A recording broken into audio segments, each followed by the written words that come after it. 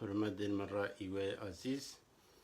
امروزی شمو 11 مانگ 2020 زاینیه من ناوم برزو احمدیه لسلسل ویدیو دیگ دسر باوتی الجواز امشو یا ای ویدیو لئی برنامه و قصو باسیک لسر کاکی هم خدمتان کاکی چس و لطول دوای رمیان ساسانیکان تا امروز حداقل چوچه سکر تاورک زانیاری من ریبت و روی کلامکان کلامویل رسن و روی کلامویل دسروس یا تزویر که من دست نشانه کم رسیم او کلامویله چون او تزویر گله او هینه کنه دستکاری کرنه بريك وش بريك بش لأو بن رسنا ما غسوا توانيت قمان بوريت ك وش لا وشماني بيس ديارة أو باشور خلق باشور وتايوت أو بشك كوناو كاكين ناسيانا فرد دير هات نسا ميدان و گفتگو نیاش نسن گفتگو کانن ایرکانی بیوت ل مالو لشونگل داخلیا بیس و من باخور نیم لأوی که چه خنوار باز چویشن چو فکر کن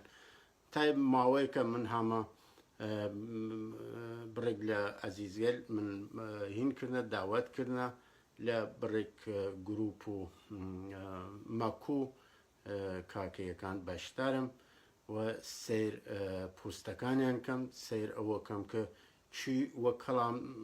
سير كلام كان شو وكلام لسير كلام گفتگو كان يا گفتگو نباس كان كگفتگو يجنير هر كمان پوستك دانتو مجموعة يا كومالك بيرو راي خوي سرنج خوي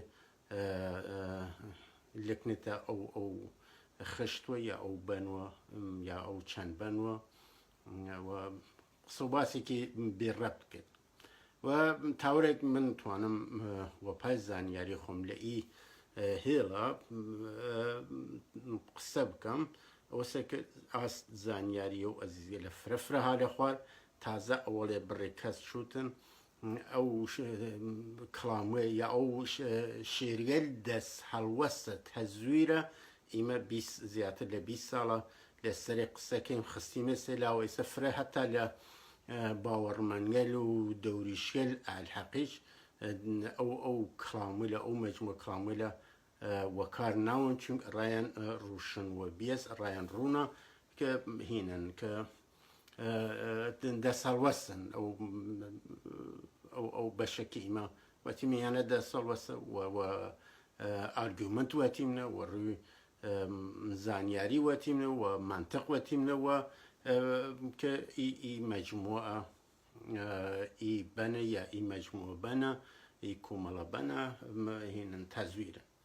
إذا من لسر أويك لم لي آخري شو برجل آقا كان هندانا واتنا إمام مسلماني مدعوة باش لعراق لحكومة ناواندي عراق كنا هنا كوكو شبكة كان بناصريا يا بقية بيكاتا هنا كان بيكاتا زواني ونتوية كان والرسميات بناسيان وحقوقيان بيريا تركمانكان يا شبكة كان جور او مجموعة بيكاتر يسكا خود كاكي كان زانياريان تاورك من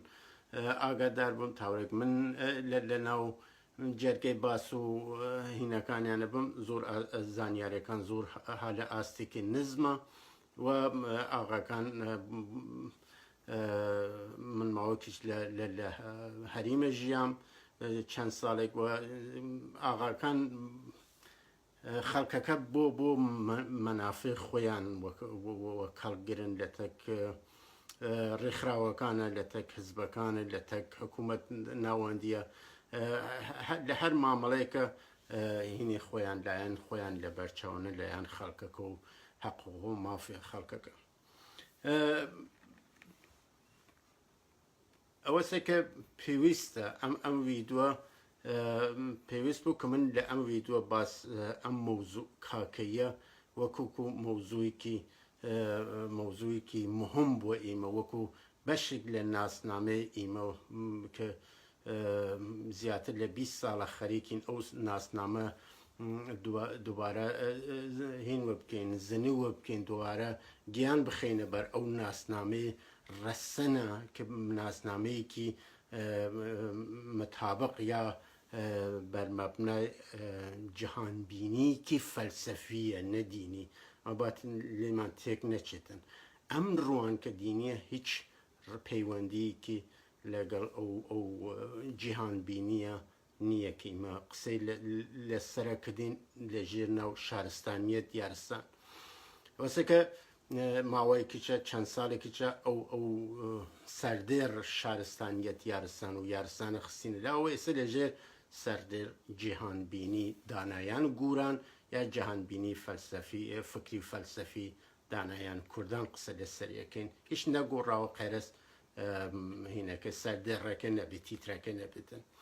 وەسە کە چۆن یارستان بەلا ڕێ بریا و ئەو ناوێک بوو بۆ ئەو خوێنین ئیمان نەچ شتێکتر کە زۆر کەس بە هەڵە بەکارێ برد بەلا ڕێ بردیان و ئێستا کاکەیەکانی بەداخۆ مەجموعەیەکیان ئەو کارە هەر ئەدامەدەن، هەرچەند لە ڕۆژهەڵات بڕێ کەمتر کڕۆمتە لە ناو کاکەیەکان بەخاتر و لە ناو جەرگەی گفتوگۆکە نەبوونە زانیاریان زۆر کەمە لەسەر ڕەوەندەکە چۆن چوەسە پیشوە چی وتووە کە هینیان کەمە زۆر کەمە. سە من تا ئاستێک کە بتوانێتن مێشک و زمانم لە تەگێکە هاوکاری بکەن گەرەکمە زیاتر وشەی سوورانی بەکار ببەم بەخاترەوە کەسی زیاترێک لە من تێبگەن لە باشوور. ئەمن هەر لە سەرەتاوە دەست پێکەم لە دەورانی کە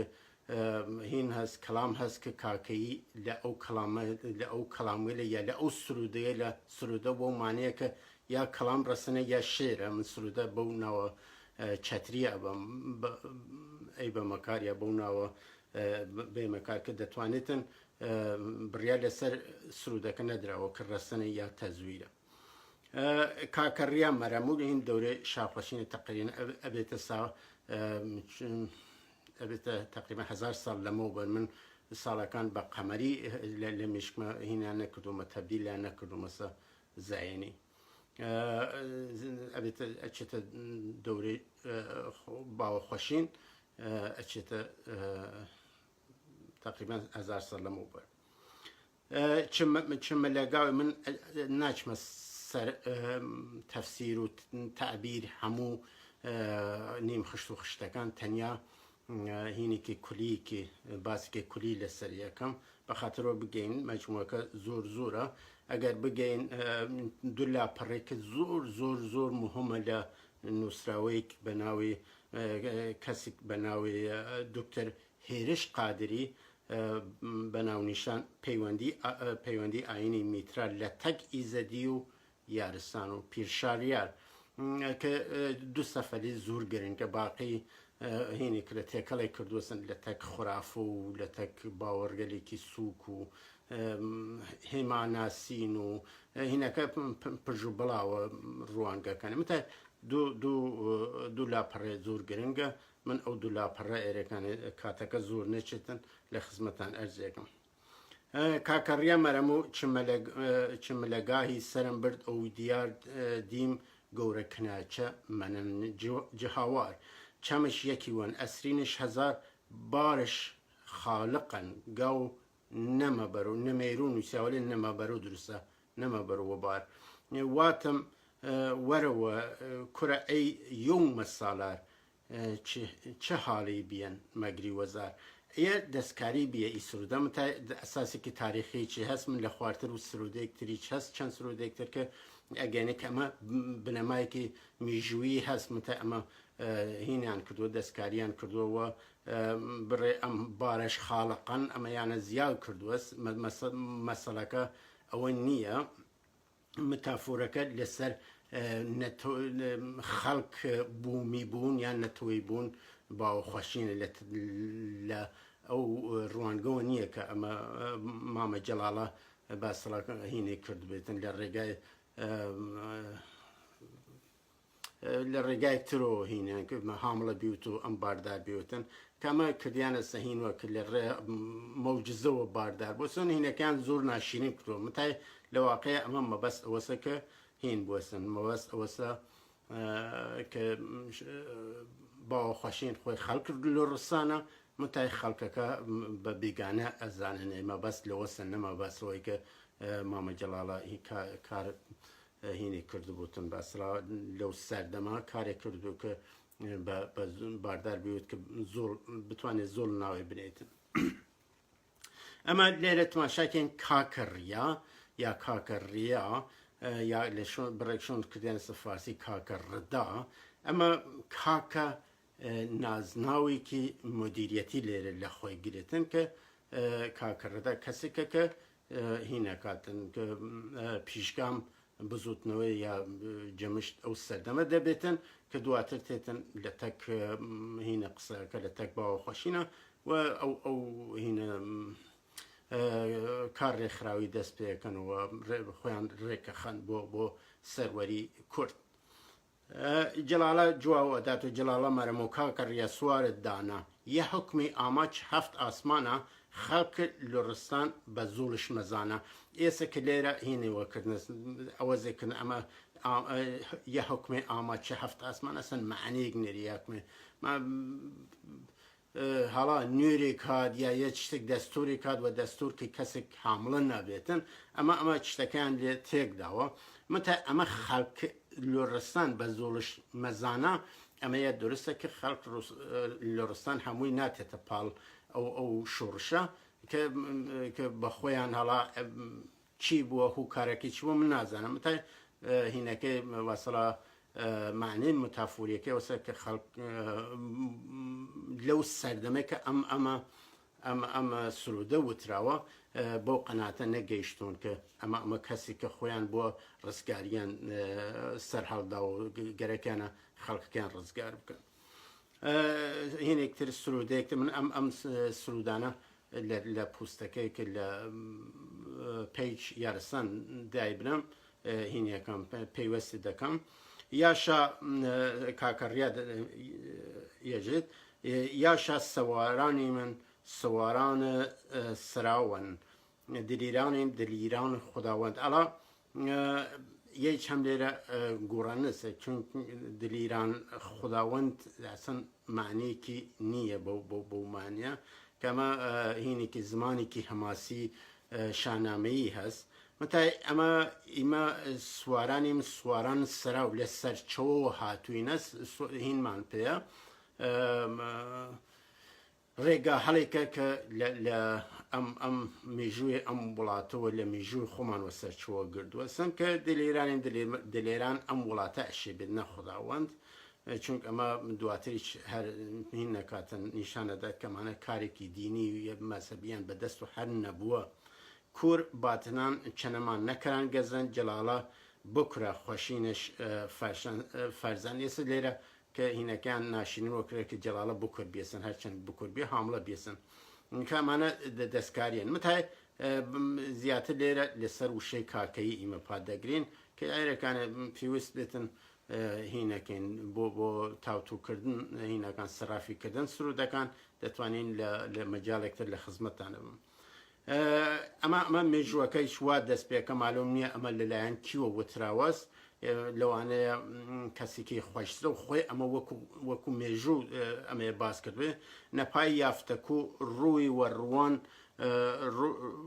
وەڕوان نەپای یافتەک و کاکەڕەدا بی یاران چەنی ئەو لێرە تو نووسیاوەری چەنی ئەو درستە قەباڵەیە خۆشین تازە کرد جنۆ خۆ قەباڵەی خۆشین لێرە منزور شەرتی یاریەکە لە سەردەم سەدەی هەفتم یا هەروس ناسراو بە سەردەم ساک بە شەرتی یاریە ئەم قەباڵەی خۆشیە منزور شەرتێکە کە خۆشین ئەش بەپێ ئەو شەرتە ببێتە پادشا ئەوەڵ نەیافتە منزوری هە یافتە کووە میرزا ظهور کرد منزوری میرزا ئامانەست کە میرزا ئامانەز شۆڕشەکەی دەست پێیا کاتن گوزەر نەبارگەی شاخۆشین ئەوەرد کە ئەو شۆڕشە دواتر ئەدامەی پێیا کرد هەتا چووە هین بووە هوکار ئەوەی کە بارگای شاخۆشینیش درست بێتن دەم و دەستگای یاری ئەو سەردەمە نەبەت مامە جەلاڵە بەرامە نامویش نییە و مبارەک شاکە ئەمە هینە ئەمەیە لەبەتن لە زک مامە جەلاڵە پێیابی وەکو مناڵ مامە جەلاڵە خەڵک لورستانە وە منزور وەکو کەسێکی ئەو وڵاتە لە دنیا هاتووە بە دنیا هاتووە لە دایکێکی کورد بە دنیا هاتووە وەچی کردوەسن و ئەو بارگا و چتێ دروست کردوەسن ناو میش ناوە مبارەکشە هەڵا معلوم نییە کەم ناو خۆی ناو خۆی ناوتە مبارەکشە مبارەکشاو کە بەو معنیە کەسی کە پیرۆزە لەو سەردەمە بۆ ئەڵاجکردن وەزیەت خەڵکەکەی لەو ڕزگار کرد بێ لەو هەڵو مەرجەی ئەو سەردەمە بابە خۆشین خۆیمە پیر ئەڵا ئەمەیە پیرەکەی زیاو کریاوە ئەمە دەستکاریە پیر پیشوا کاکای دلاوەر ئیمە خراپ کرد قەڵای کەنگەوەر لە شوێنێکتر ئەمە هەر ئەمە هاتووم تا ئەمە پیشوا و کاکای کە هەردووکەن بە یەک معنی لێرە کاکا معلومە کە کاکای منزوری هەر و پیشواس هەرەوەی کە بە پیربنامی ژێن سەرقەتار یا پیر شەرد یا پیر پیران کە دواتریش کاکای کاکەیان بۆیە ئەبرێتە کار کە ئەمە بە یەکمانە لەسەر یەکمانە یەک دەگرنەوە شاخۆشین دانای گرد دانا لە هەموو داناکانتر دانای وەنانی دانای گرد دانایە تو لە گشت داناکان داناتری ئیمە و کاکا کرد بەنای گشت جیهانە قەڵای کەنگەوەر ئیمە ڕمانە نووسەدە من کرد پوولەدار کاکە نەجای ویت بگرێ قەرار ئەمانە دەستکاری کراوە بەداخەوە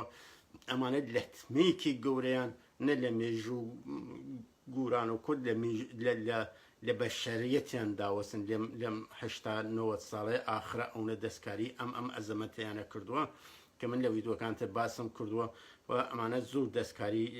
مینەکانیان کردووە کە ئەزەمەتێکی زوریان لە ناو بردووە دانایگە خۆ ئەمە شاخۆشین بەهین ێژێتن بە کاکە ڕێدایەجی کە تو دانای یانێ ئەو کەسێکە کە کاکەس مقامێکی دانایی مقامێکی ئلمانی هەست نە مقامێکی مەسەبی کە بە پەرهێزکار و خواپەرست و نازانم ڕیازەتکیش و بۆوانە ناوی لێبوویتن بەڵکە ئەمە دانای داناست کاکە ڕیا لێرە دانای داناست هینی کەسێکە کە هەر وەکو ئەو جەهانبینیە لە هەموو سەردەمەکانی شانەداوە داناکانی یەک دەگرنەوە نە دیندارەکان و خواپەرست و پەرهیزکار و نازانم ئەوانەیەکیانە ڕیازەتکیشە و ئارەف و شتەکان ئەمە دانا فیلسوفەکان یەکیان گردوسە بوو لە هەموو شۆڕشەکان هەروە بووست لە هەموو سەردەمەکان ئیمە و کاکە کرد بەنای گشتجان کە ئیمە بەنای گشتجان ئەمە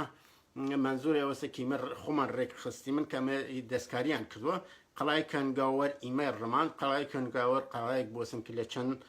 سرودێکتر هاتووسن کە قەڵایەک بۆسن بڕێک خەڵک جەردە و ئایم کوش و دز و ئەوانەتە خۆیان ڕێک خستوونەوە هاتوونە لە ئەو هینێ لە منتەقەیە دەوروبەرە هینیان کردووەسن خەڵکیان کوشتووە و دزیان کرد و تاڵانیان کرد و جەردەییان کردووە کە ئەمان چوونەسن ئەوانیانە نابود کردووە ئەو هینێ لە ئەو تاقمە و قەڵاکیان ڕووخاندووە کە لە سرودەی لەکتر هاتووەسن کە هاتوونەسە قەڵاشاین و چتە لەورە پڕ چاڵە گەنم ئەوانیانە لە کوژرا و کردووەسن کە ئەمانە چوونە سنهینیان کە ئەمە هینێکی تاریخی هەست بنەمایەکی تاریخی هەست کام 900 من کرد پولەدار منزوری ئەوەسە کە ئەو جەماعەت هاڵا 900 کە هینە شتێکی لەوزیە کە خەڵکەکە ئەوەی کە وەکو سەردەم پیرەکان کافتا و دوو بارگیان دروست کرد چوون ساکیان هەڵبژارد وەکو پادشا ئێستا ئەمانیش خۆی چونگ لە میرزا ئامانەوە شروع بوو ئەمیانیش چیان کردوەسن هاوردە ئەمان پولەدار کردو ئەمانم هەڵبژاردووە منزورەوەسە کە ئەمە دەستکاری بوو بەداخەوە کە منزورەوەسە کە خۆشین هەڵبژێردراوی خەڵک ئێستا چینە سەری لە ئەو نووسراوێ دکتەر هێرشە کە هەر لە سەردەم زۆر کۆنووە ئەم هەڵبژاردنە باو بووەسن خۆت دیاکو هەڵبژێردرا خۆشین هینەکە کەسێک بە ناو ستون هەڵا نازانم چەندت ڕاست بێت ئەم ناوە لە یارانی ئەو سەردەمە بدیانە بێت نازانم متای ستونم بیا خواجام شانشا ستونم بیا چەنی کاکە بیم نە دەور دنیا اسمم ستون بی دەورەی شانشە خۆ ئەمە دەستکاری کردووە متای ئەمەی چە چەنی کاکە منزۆری هەست کاکە ڕداست کە ئیمە چەکردینەسن شوڕەشەکەمان خستو سەرێ خۆشین کاکە بەرخیز ئێمانەیە فارسیە بەشێک لە ئەم هینە دیارە ئەم سەرنجامانە یا ئەم کڵاموێل دەورەی شاخۆشینە جیا لە کەوتوسە دەست پێم وایە حاجنێمەتڵە هینێکی باشی بۆ توانایەکی باشی بۆ لە وتن شێر بڕێک لە ئەمانە کردوسە فارسی پێم وایە ئەو کرد بێتێ فارسی چون لە تەک ئەدەبیات ئەوە تێتۆ کە متە لە زۆر شوونە هینەکانی گۆڕانوەسن پەیامەکانی پەیام سرودەکان پەیام کلامەکان متای لە زۆر شوونیش زۆر بە باشی ئەوەیە هەڵگەڕانە سەر زمانی فارسی و هینەکانی زۆر نەفرۆتاوە پەیام هینەکانی پەیام خشت و نیم خشت و بەنەکە لە کولە کاکە بەرخیز بە سەواوەری داوام ئەمە منزۆر هینەکە داوامە سەر ئەمە هینیان کردوەسن ئەو هینیان کردوەسن ئەمە ئەشێت چاروایەک بوو بە سواری چاروایەک بچێتن بۆ شوونێک برۆ بگو فەقی مزگانی ئامەد شانشای دۆڕ فەقی موژدە باوت بەرتو دەرئین دیار ئامەد پیشەت کاکای کۆلکار خۆشین ئامەد چۆن ڕووچار مەبەست لە ئەم شێرە فارسی ئەوەسە کە ئامەد پیشەت کاکای کۆلکار کە هەر ئەم لەفزە بۆ پیربنیامنیچ ئەچێتە کار کە هەموو کلیلی هینەکە کلیل دەم و دەستگای دیوان بە دەستی پیربنیامینەوە ئەمیش کۆلکار هەموو کارێ ئەو دەم و دەستگار چییە ئەم کاکەی کاکای کۆلکار کاکایش لێرە تماشاکە کاکای کۆلکار هەر بۆ معنی مدیرە ئەچێتە کار بەدەست خاوەنکاری کە کول کارەکان بەدەستێەوەیە ئەمە مانایەکی مەذهبیە شتێک لە خۆوە ناگرێتەوە بعد کاکە ڕیا ئەمە فەقیچ کەسی مەلایکی کە بەو بەپای کلامەکان ماڵی هاالێ ڕێژاوە کە ئەمەی چە وەکو ئابدین هینەکە لە سەرتاوە ئەمان ئەوەسێک لە تەک دانایان هەموو کومەلگایك بێ ئەوەی بێژن ئەمە سنیە ئەوە شێز ئەمە زەرتشتیە هەرچێ وەکو کورد چوونەست لە تەکیانە قسە بکەن لە تەکە و دانایە کە بێن یەک بگرنەوە بتوانن کومەلگا دیوان جەم جەهانمای سەردەم خۆیان ڕێک بخەن و بتوانن خۆیان ڕزگار بکەن ئەمە چوونەست لە تەک داناوە هەموو کومەلگاکان هەموو ئیجتماعات بە قۆڵ عەرەبەکە ئیجتماعاتی کورد هینیان کە پەیوەندیان کردوەسن و گفتوگویان کردو یا بە قۆڵ دفتەرەکە هەمسەریان کردووە کە بتوانن بۆ هەنگامی هینیان بکەن بەنامە و شتێ ڕێکی پووکی خۆیان هەبێتن ئەمەیانە کە هین چووەس لای کاکە ڕیا یا کاکە ڕێیا ئەچێتە لای فەقی ئەو مەلاکە باس لە تەکەوێ کاکە تو پەلەنگ کە فەقی دوایی ئەم مەلا فەقیە ئەبێتە باوە هەڵا ئەمێ دیار نییە کە چه پرۆسەیەک ئەشێت تێ بکەی کە بتوانیتن لە کەسێک بڕێسێتە هینێکی باوە مقامێکی ئلمانی مقامێکی داناییە مقام هین نییە مقامێکی مەسەبی چونکە هەموو شاکان هینی نازناوی باوەیان هەست قەرز ساگ نەبێتن کە کوڕە شێخە ئەوواکانتر هەمویان یا بالولیش نییە بە قەرز بالول و ساگ نەبێت ئەو شاکانتر هەتا باوەیار هەمویان نازناو باوەیان هاتووە بەو مانیێسە کە ئەمە مقامێکی داناییە ئەمە فەقیەجێ کاکە تۆ پەلەنگ شوونی خۆشین شانشە توش ستونی هەڵا ئەمە کاکە بەو مانیێسە کە کاکە تۆ پەلەنگ شوونی پەلەنگێکە کە شوون ئەباتن هەر منزورە ئەوەسە کە یا باز یا هەن لێرە شوون دانەکانە بە دوای دانەکانە ئەگەڕێت بۆیە قسەیان لە تەکە بکەیت بەو معنیە کە ئەمە پەلەنگ شوونە کە شوونەکانە باتن بە زرنگی بە تێشوشی کە خەڵکەکە هینەکاتن دانەکان پێداکەت و لە تەکیانە دانیشی بە گفتوگو بۆ چیکردن خۆشین شاهنشا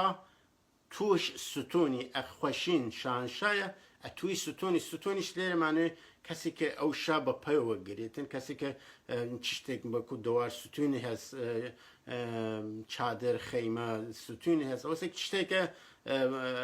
بەسەر پاوە هێلێتەوە دەم و دەستکای بەسەر پاوەرە کە ئەمە مەبەست ئەوەسە کە شانشا ئەو دەم دەستکاکە ستونی ئەسلی کە ئەم کاکە ڕاستەکە هەر ئەو مقام بنیامینە دێرێتن کە ئەم پیر پادشاسن لەو سەردەم خۆی کەسێکە کە کاکای شانشەست کە چاودێرە لە سەر نیهادی پاشایەتی کاکە ڕیا هینەکە کاکەڕە چم لەگاوی سەرم برد ئەو دیار دیم گەورە کناچەی مەندەن چاوار چەمش یەکی بی ئەسرینش هەزار بارش خاڵق بی گاوش نەمی برد بارهاڕە لێرە کردنسێ فارسی کە هەرە سرودەسە کە خوێندمان کە متای ئەمە چەشمەش یەکی بی ئەسرینش هەزار هەرەوە سەر ڕێی یەکی وەن ڕێوەر هەزار کلێریچە چەشم یەکی ئەسرین هەزار کە چۆکە کە هەزار بەسرا هەزار پەلکە ئەسر لێ بێتن کە منزور ئەوەسە کە کومەلگاکە یەک کومەلگاز کە ئەش ببنە یەک چوو بە یەک چوو سێر هینەکەم بێنە توافق لەسەر یە ڕێگا ببینن ڕاگەی هەساوی بە یەک چوو ببینن هەرکە ئەو هەزار ڕێگا ئەو هەزار پەلە لە تەکێکە لە ئەم هامسەریە قسە و باسە گفتوگووە دیالۆگە چە بێتن یواش یواش نزیک ببن تا لەسەر ڕاگەی هەساوی توافقەکەن بە توافقەکەن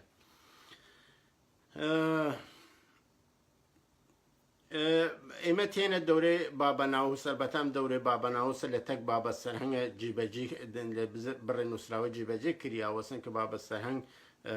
بەر لە هین بیوت بابەناوس بەر لە دەورەی باوە خۆشین بیوت و باوە سەرهەنگ دوای دەورەی شاخۆشین بیوت ئەمە بەپێ هینێکی جالی سرودەیەکی جالی ئەو هینەکەن ئەو قسانەکەن و بەپێ ئەو میژوەرێک لە دەستڕست هەست بابە ناوس هەفتا ساڵێک بەر لە دەورەی سوتان ساک بۆسن هەڵا نازانم چەندە دروست بێتن ئەوەیە بۆ من ڕوون نییە کە لە ئەورە کەسێک بەناو کاکە سەڵمان بانایی مەرەم و سرودەیەکی هەست کە ئەمە بۆ مانیێسە کە کاکە لە دەورەی شاخۆشینە چۆسەکار لێریچە لە دەورەی دوای ئەو دەوریچە هەم ئەم کاکە باو بووسن ئەماشێ ئەو مەجموعە کە بوونەسە سەرقەتار بوونەسە مقامی مدیریەتیان ڕێکخەر بوونەس ئەوانە هەمووی چی بێتن نازناوی کاکەیان هەبێ بێت کاکە سەلمان بانایی کە نە وەزن ڕەنگین ئازیزم توی نە وەزن ڕەنگین کە ئەمە منزوری لە هینە لە بابە ناوسە کە تویتن ئەو هینەتە ئەو وەزنێکە کە ڕەنگەلێک جورە جۆر بگەینیتە یەک کە ئەمە مەبەست وەسەکە هینەکەی بەداخۆ دەستکاری کرەوە معلوم یە چەند سرودێتر دێتە مەتای من ئەم سرودەمەدی پێم جاڵە بوو تەنیا ئەو یەخشتێ بە نەزەرم درستات. ئەمە نەو وەزن ڕەنگین خشت دوومشی لە شوونێکتر هاورد مەسەکە ئازیزم توی نەو وەزن ڕەنگین سازاد ئی دەوار هەفستوین ئەم دەوارە و هینە ڕەشەکە خەیمە ڕەشەکە کە کوردایەتی دروستەکە نازەندی لە باشووریش پێم وایە هەر پێژن دەوار کە هەفستوتینە بێتن و چارتەن چهار گوشەی ئاسمان سەرین کە یە بەش فارسیک نەمعلومە کە ئەمە یە دەستکاریکردنەسە لەورە هەفستوتینە لێرەکردنەسە چه چوار گوشه چوار هین بیود چوارتن لە چوار گوشه بودن خو بیا هینی کردنسن دستکاری کردنسن که هین خراوی کردن ام هین ام کلام بعد دوای ئەوە کە تێنە سەدەی هەفتم و هەشتمی قەمەری کە ئەبێتە نزیکەی سەدەی سێنزەی زایینی دوانزە سێنزەی زایینی کە لەورە ئەم مەجموعە سرودە لە خزمەتان ئەرز دەکەم. داود ئاما ئەو بەرەی دیوانێ ئەمە ئەم هین داودە زۆر مهمە تا هینیان کردووە زۆر دەستکاریان کردووە ئەمە کاتی کە ئەم مەجموعە سرودە کەسێک وتوویەتێ کە لە دەرەوەی جەمەکان بووە کە ئەمە جەریان چوونیەتی دا و پەیوەست بوون دا و بە هینە بە دیوان هینەکات ئەخاتە بەر چاو. داود ئاماوە بەرەی دیوانی شا سوار مەبوو دووستان مزگانی ئەمە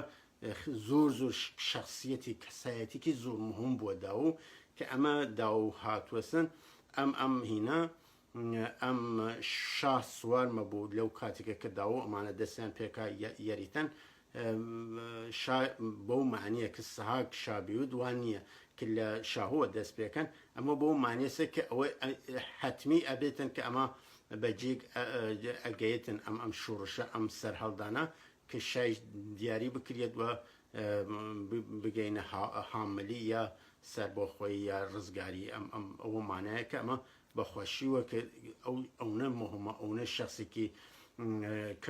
کارگێرە جێدارە لە سەردەم خۆیوەدا و کە ئەم کەسە کە ئەم سرودەیەوەتەوە زۆر بەخۆشیوە بۆ خۆشحاڵیوە ئەوەیە دەربڕێ خۆشی خۆی دەربڕێەوە. داود گەدی لاوە نجاخوە دەستن پاوەڕەکانی نجاخوە دەستن دەوریشانەیەوە کردنەسە کە نجاح بەدەست نینوەنی لە خواتری شتێکتر ها بەدەستەوە هین واسڵە مرواری یا یەک میناسەر هینگەلێکتە تۆسیفاتێکە تر کە ئەو مەبەست نجاخە هینەکاتن ئەخاتە لاوە. هەرکوت داود هەرکو تەنگیوەن و داود یاوە لە هەر کوسپ و شتێک کە پێش دێتن کەسێک ئەکەفتە تەنگیوە هینەکاتن پەنا ئەبات بۆ داو کە ئەمە لە سەردەم لەو سەرەتاوە کەسێک بۆسن کە هین بەدەستەوە بۆسن ئستراتیژیست و ئەستەڵا بەرنامە ڕێژ و کەسێک بۆسن کە سەر هین بۆسن سەرە سپاسسالار بۆسن چون جەنگ تەپەسویش بە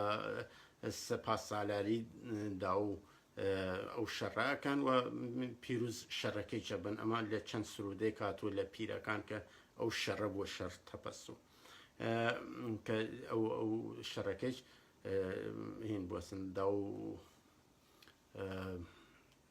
سەرهێز بۆسن سپاسسالار بوو. داودان چگەدی لاوە نجاح بەدەست ڕکاوە هەرکو تەنگیوەن و داو یاوە داو ییوەن بیدایە و باوە بەسرا ئەمە هینێ بووەس ئەمە کەسێکی یەتیمیش بوو ئەڵە چەندێک ڕاست بووتیانەوە نازانم هەنگامەش جۆرە یوش و هاوار بیشک حازرن چناڵ و بسمار کە هەر وەختێک جۆرێک بوتن زڵمێک بوت نائەداڵەتێک بوو هاوار وەلای داو بن بیشک حازرن چناڵ و بسمار. داود تیزگوشە چ بەرەی دیوان ئایی ئەمامە کەنم هینەکەی وشەکەی هین کردووەستن های چی هامشوشە هینێکی وشەکەی دووشە بێداچێک ئینیان کردووە ئینی نەمەوە کە ئەمە کە داو چەس ئەمە تیشوشە ئەمە ئەگرێت بۆ خەڵک لە دنیا ئاگادارە چی بەچیە داود قواس که لێرە معنی کەسێکی لە ناو ئاوەکان بە مەلایەکە ئەمە لێرە مەبەست لە ناو دەریا و ئاوی داناییە کە قواسی بکاتن. میناوەسەر گۆهەرشناسە کەسێکە کە مینای لەسەر ڕوژنایی ها لەسەر زانایی دێرێتن و چەس گۆهەرشناسە و باس و کاڵایل فکری باشە ناسە کە چی بەچیە کاڵایل ئەرزشمەند نرخدار. داود حکاکە ئەلماسوەدەسە پاکە بیباکە کە ئەمەیە تماشاکی لێرە نجاح بەدەستە لێرە ئەلماس بەدەستە ئەلماس مامولەن بە شەمشیر ئەلماس کە شیخ ئەمیریش کە یەژی لە جەمەکانە شەمشیر ئەلماس بەرهەم بێنین بۆ مانیێسە کە خاون بەرنامە و خاون ئاکامێکن هینێکە ها بەدەستن بیرروکەکانیان ڕوشنایی تێرێتن تاریکیەکان لە ناو دەبات نەزانیەکان لە ناو دەبات بۆ مانیە کە ئەلماس بەدەستە کە پاکە بیباکە کە خۆیشی بە پاکی بە سەداقەتەوە چە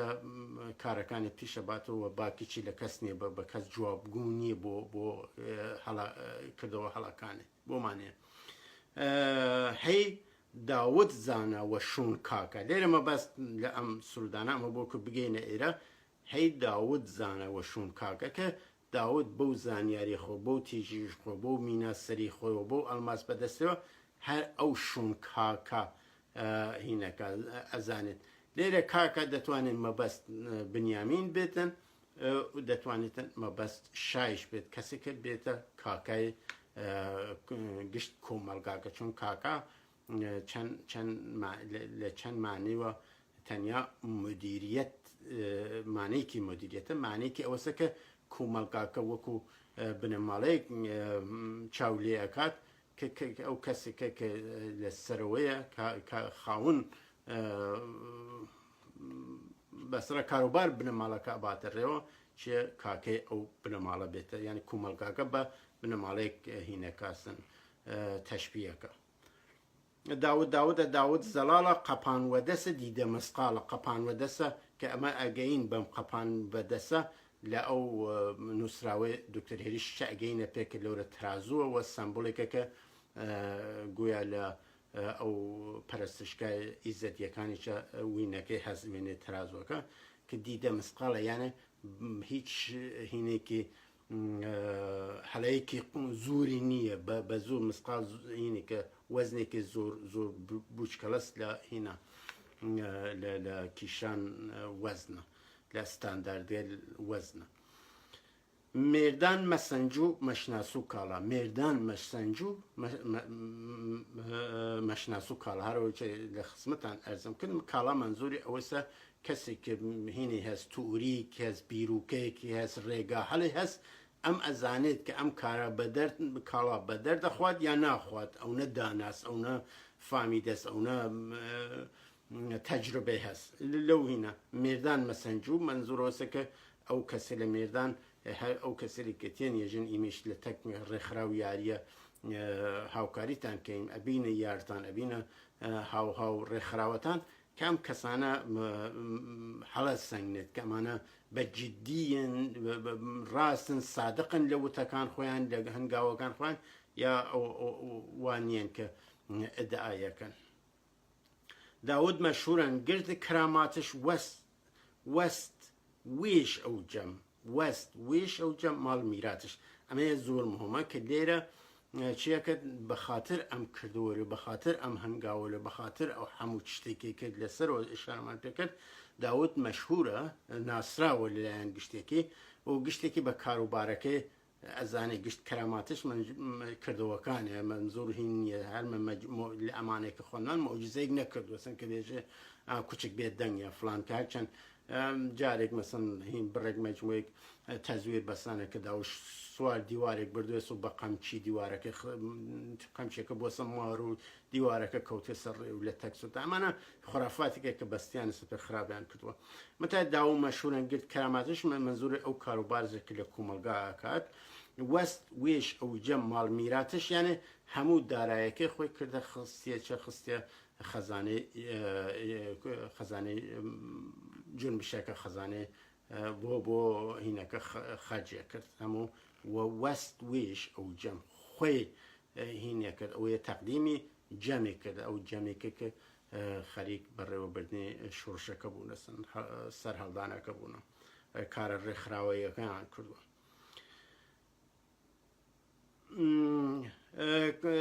بنیامین لە هینێکترێژێتن لە سرودێکتریا لە کڵامەکە کاکای کاکانم ئەمەیە مهمە دام شەرت وە دەست کاکای کاکانم ئەمەیە پیر پیران کە بۆ هینەچێت کە 72 پیر بعد کەسی هەڵبژێرن بە ئەنوانە هەماهەنگ کننده چی پێژن ئەوەی کە هینەکان کاروبارەکان هەموو ئەو 72 پیرە بەو کەسە ئەو 71 پیرەکەت بەو یەکدانیانە هین بکاتن گزارشتەیی بێژن چیەکەین چوونە کە ئەو هین بێژن بێژی چی بکەین و چی نەکەینوانە کە پیرانێ پێژن کە مدیران ئەگەر ئیمڕۆژ یا هەروەکو سەرۆکومار یا سەرۆکوەزیران سەرۆکومانە سەرۆکوەزیران کە سەرۆک وەزیرەکانە کە ئەمیش پیران سەرۆک پیرەکانە سەرۆک نەو بۆمانە بەڵکە بەرپرسە ڕێکخەرە. ئەمەسە کە لێرە دەبینین کە کاکای کاکانم هەر ئەخواتە چە ئەو پیرانە کە کاکە لێرە معنیکی ڕێکخراوەیی و معنیکی مدیریەتی ئەداتن نە مەزهەبی یا دینی. کاکای کاکانم دام شەرت وە دەست کاکەکەن دام شەرت وە دەست هەر و شەردەسەکە کە هەر کەسێک چوون یاری بکرێت لەو سەردەمە ئاین یاری چوون بێتن کە ئەمە بەدەست بنیامینە کە پیر شەردی پێژن کە بڕیار بداتن کە هەموو شتێک بەرمەبنایە متابق چیەس ئەو ئاینە کە لەسەر بە توافق گەیشتنەسن یا ئەو سەرنجاموێ لە بە قسەی باشووریەکان. پێنووسی لە هینێکە لە سرودێکەشێ شەهریارە کەمان ڕەمزەنی نەیدەم شەهریارە کەمان نەشون کاکەدانمان جۆڵان شامان پێدا کرد چ میرزامان ئەمە مەبەست چۆسەتی کتمیژوو خۆیان وتەمە بە ئەشی زۆر بن ئەم مەجموعە سرودانە متای بەداخۆ لەبین بریان نەسن. بعد لە سرودێکترە داو هاوردووەسن کە هەنێت گروهی خەڵکی شەکاکە میان مەنیشان هەم ڕەنگە پاکە ئاشان نەمەگەنایی ئەو شوون کاکە هەڵا ئەمانە بەچ نەمەگەنایی ئەو شوون کاکە هەڵا ئەگەر فێلەکە درست بێتن من درست بێژمی متای منزورۆسە کە بە شوون کاکە ناکەفن کاکەش لێرە هەم معنی چ دێ معنی هەرو معنی مدیرە دێ معنی ڕێکخراوەیە کە کاکان مدیریەتی هەن سەرکردایەتی ئەەکەن. هینێکی بەناو ئەبراهیم و بەسرا هەڵا هین کەسێکتر بێت متای ئەمە ئەبراهیمێ منزور شابراهیم بۆ ئەمە دەسەڵوەسە هەنێت گروهی خەڵکی شەکاکە میان مەنیشان هەم ڕەنگ پاکە هەرگز نەمەگەنان ئەوەی چە هەر ئەوەسە نەمەگەنان ئەو شوونچە کاکایانی لە بە شوون کاکە ناکەفن ئەمانە چون هینن ئەمانە بەزاهر هەم ڕەنگن متای بەباتن شتێکتر ها بەدەستیان و بە شوون شتێکتر کارێکتر. ئەمەی چە هەم دەسەڵوەسە لەلایەنە پیرماڵک گوران و سرودێکیان بەناوەوە بەسراوە کە ئەوی هەری ێژێتن سراو دوو دەرە بارگای شام وەستەن سراو دوو دەرە هەڵە نازام ئەم سراو دوو دەرە حالە کوورە دوو دەراوە دوو دەرە بعد ئەمەیانە هەرە و ئیسلامی زەکردن ئەم ئەزەمەتە سەلمان بنیامین داود قەنبەرە پێنووسی وەزیر کاکای جابرە کە ئەمانە ناوەل هینە ناوەل مەدینەیەن کە ئەمان لێرەوە بەسانەسۆ بۆ ئیسلامەوە. خالد زەردەبان زەردەش وەخوەرە بەڵاڵ ئیوەتەن مەرد هەمشەرە خۆ ئەمانە ئەو خاڵۆد و بەڵاڵ و فاطمه على یک دانه یعنی هیچ نجی سعد مصطفى تیرش خطر فاطمه رزبار سرش پروره که امان مزخرفاتی که اما که خری گرکن بسن که ام کلام ودا و ام میراث گورانه کان ام جهان بینی فلسفی کردانه چی کن مذهبی و کن بیدن دم بیلک نقایچ اسلام و تصوف و كمان دو هینیان بوسن لسرود كان دو اتریش درک فتن که دو حول بوسن دو حولی که او که ام ازمته بر الاسلام بدنا پال زرتشت و دو اسلامی زیو بکن که ام هویتا هین بسر سر بخویی ام هویتا تیک بشیتن و هین بدن بیشه ونن با هین خوی نمیند اما نازانم هین که امیش هر لأو چشنا سروده لسک لأو سردم سده هفت مشتم وترا و صاحب بروبار شای قدیم صاحب بروبار پیرالی چنی کاکای کلکار دیگه هم دواره کاکای کلکار شو سکار که پیرالی یکی لپیریل بو که دتا پیر بنیامین هینی ان کرد بو داعی شونه که پیر بنیامینی که لو سردم دیوانی ان کرد دوای پیر بنیامین سرکود و پیرالی بو پیران البته پیران و پیرشا هر دکان یک مقام بود پیر بنیامین لو مقام هر دکان داشت که دواتر که ام پیرالی به خاطر پیرالی رازی بیتن پیر پادشاه و پیران که یعنی دو نهاد و دو بشو دو مقام پیران دان پیرالی و پیر پادشاه هر بو پیر بنیامین ماو اما سکه پیرالی چنی کاکای کلکار منظور کاکای کلکار دیریچه هر پیر بنیامینه که کلیل و دست دم و دستگاه پادشاهین بی یاری او سردم بی کفتن و شون دا شون بی و هزار خو اما که لسرتا و پیر بنیامین خود دانه شونی بود دواتر ایتر لتک خلقه قصه عن کرد هر کسی راوش بوچون خوی که به هزاران مثلا مشهوره که اما هینی که لفظی که لناو چینی کانی چسی جد هینی که یعنی هسوانیش قصه که یعنی سین پیشنانه نیجی تو تازه 2000 جر خواندن کتیبک تازه لسرته او تیگیشتنید که لو کتیب تیبگیتن 2000 جر خواندنوا اسا ام هزار جره وکو هین رقمی که جماره که بسرا بو زوج ابریتا کاد حتی لناو خومانیشه مثلا دایی که باو که لمنالکه چرتن دنگی دوان سیان که هل برسی یا کاری که اما هزار دنگ لیت چرم اما هزار جره پی دیجم مثلا بوسه هین چتکی و پی بیجم تکی کلام اما پیرالی چنی کاکای کل کار کفتن و شون دا شون بی و هزار اما تا یوان و پای تخت ساجنان پیرالی شونش برد و ساجنان پیرالی شونش برد او دری ساج رما و تاوشت بلاچه دوهاج پیرالی او دوهاج اما لیره دواره اسلامی ذکرن بلاچه دوهاج منظور اینا شمشیرک علی بیتن با اصلا زلفقار بیتن پیرالی واتش کاکای کوان کاکای واصلا تمن بسرچو یا کاکایی که دانایی لدورانی که دور و حسد بو معنیه له حرفم رواجن پریشون بردن که لیره مثلا که امیش منظور واسه که منیز دتوانم شون داناکان بوم کس پیدا بکم بدوای بسرا لیرشم کنی لسردن بله هین بیتن بله اوی که صحاب قبول بکات دیتا پادشاه شون پادشاه بیتن من مبست او بیتن سروده که هین سروده که بتواوی دستلوز تزویر خرافه که گویا جمعی کانی کز بوسو لورا با موجزه صحاق لدون کسکتر بناو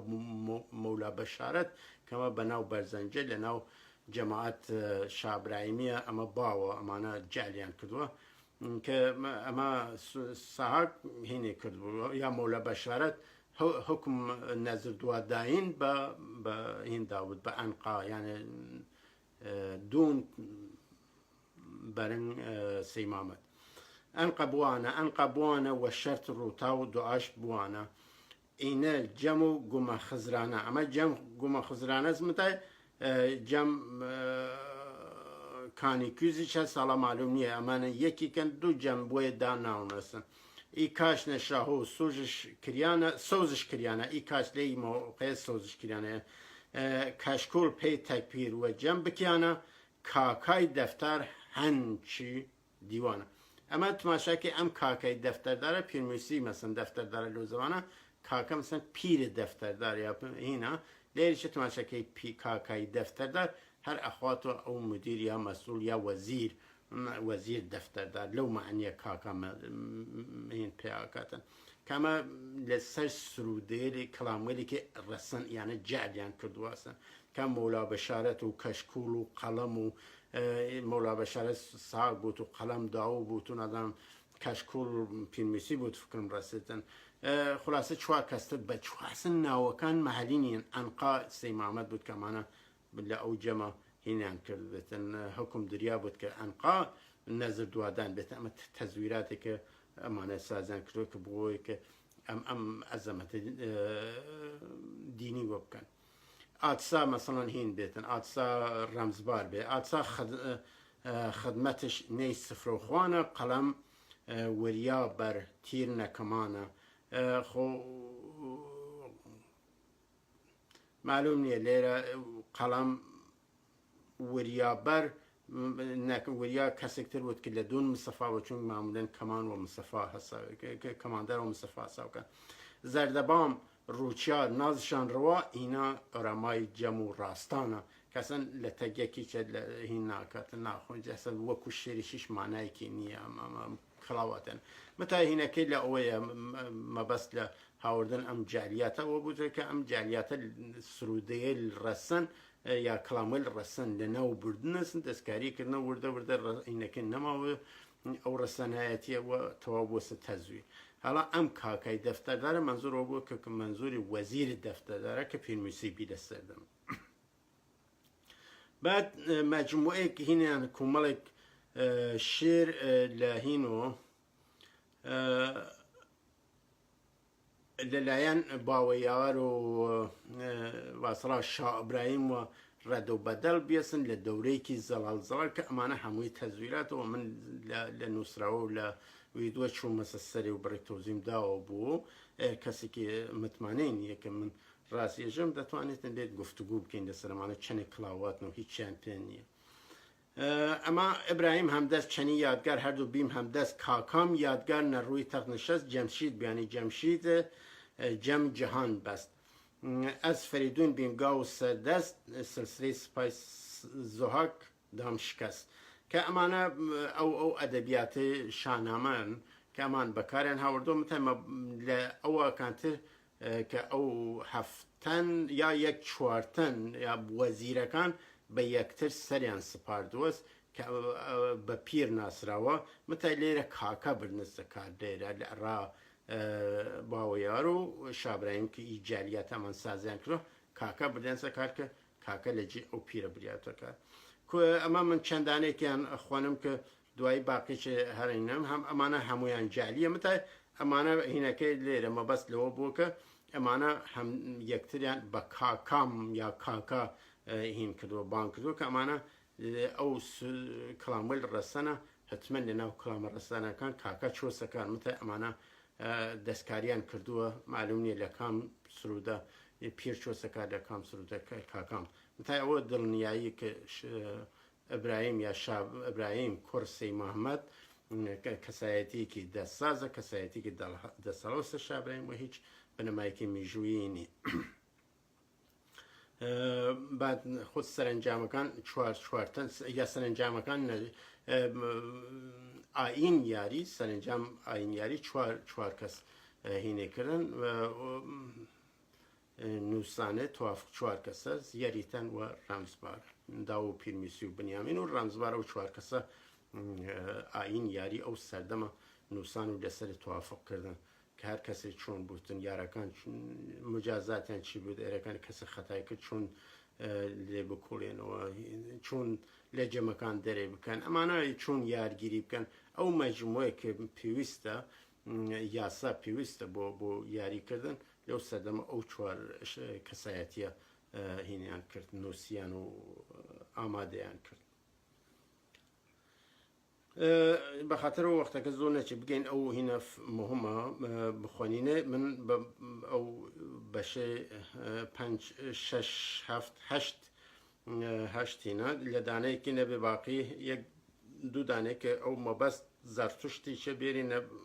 سەرباز ئەمە هینە لە سرودێکە گوایە باوەیار وتبێتن زەلال کوی زەمان زەلال کوی زەمان یادگارە نان ئەم سەربەنەشی یەک جار بێتن ئەمانە کە تکرارەوە بێت ئەمە هۆنەر ئەبراهیمیەکان وایانە پێکردووە ئەمە دکتۆر سیدیق بورەکەیش ئەم ڕێوازەیە بەخاطر و بێتە دەحەجایی بە قۆڵ خۆیان ئەم بڵیانە بەسەری هەوردەم تا سەربەنەکان فقط مۆزوعەکە ڕستنێ کە ئەم بەنە ڕاجە بە چییە سەبارەت بە چییە زەلال کوی زەمان زەلال کوی زەمان یادگارانان زەلال کوی زەمان چاگا قوڵان بیم بیەن جلامان نامەش گەشتاس بی شام و بیگومان ئەز ناووس بیم ڕۆشن کردمان کاکەم زەرتشت بی پور ئەسپیمیان منزور لێرە لە تۆزیەکەی نووسانس لە نووسراوەکاتۆ کە منزور ئەسپیان هین بێتن ئەسپیمان ئەبراهیم بێتن منزور ئەبراهیم بێتن کە لێرە کاکام زەرتشت کە ئەبراهیم زەرتشت بێت ئەمانە جەعلیاتێکە کە گەرەکیان بوتن کە بەر لە هاتن ئیسلام بە زەرتشت و هەر لەو ڕوانگەی ئیرانیەتەوە ئیرانیگەریەوە کە نەتەوەی ئیران و نەتەوەی ئیران وڵاتێکە و نەتەوەی ئیرانیەکانی نەتەوەیکن لەوە کە ئەمانە هەچی دین و هەچی وردە هەموو شتێکیان لە پانایی ئیرانوە بە یەکوە هین خواردووە گرە خواردووە یەک دەگرنەوە ئەوسە کە لەو ڕوانگەوە بەر لە ئیسلام بەر لە ڕوخیان ساسانیەکان هاتن ئیسلام ئەمەیانە هین کردوسن کردیانەسە بەچکە زەرتۆشت ئەم جەهانبینیە کە بەداخەوە زۆر کەس لە کوردەکانیش کە ئەمە پاشماوەی زەرتشتەوە ئەمە بەشێک لە زەرتشتەوە ئەم جعلیاتە زۆر قوڵ بووە سوور لە کۆمەلگام تا هیچ ڕەبتێکی لە نەزەر جەهانبینی هیچ ڕەبتێکی بە پەیوەندێکی بە زەرتشتەوە نییە کە ئەمانە بەم کەڵاواتە گەرەکیان بۆسن چە بکەن کە ئەو کارە بکەن لە دوای هاتن ئیسلام هەوڵیان داوەسن کە ئەمانە بیکەنە هین بیکە ئیسلامی زێوە بکەن بەردەوەیچە زەرتوشی زێوە بکەن لە هینێکترە لە بەنێکترە هەرەوە لە خشتێک لە شێرێکترە یادگار مەرەم و کاکەم ئەبراهیم دوون زەرتشتان دوون و دوون ئاما ئەرواش نەگەشتن کە ئەرواش دەورەدات هەم ئەبراهیم و زەرتشت تیم ئیما هەم ئەبراهیم و زەرتشتیم ئیما نەهەرک و مەشیم نەگەشتیم ئیما کە ئەم جعلیاتە دروستیان کردوست کە هەفتوانەیەکان بەشدار بن لە ئەم مێژووە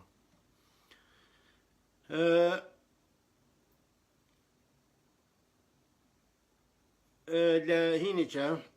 زەرتشت و ئیسلام هەرجێک لە خزمەتان عەرز کردم ستون واسڕا لەی تاریف ملەتی یان نەتەوە لەی سەردەم ئاخرە کە دریاسن دوای واسڕا مەخسوسان تاریف ئستارین لە ملەت ئەمان هەوڵیان داوەسن کە ئیسلام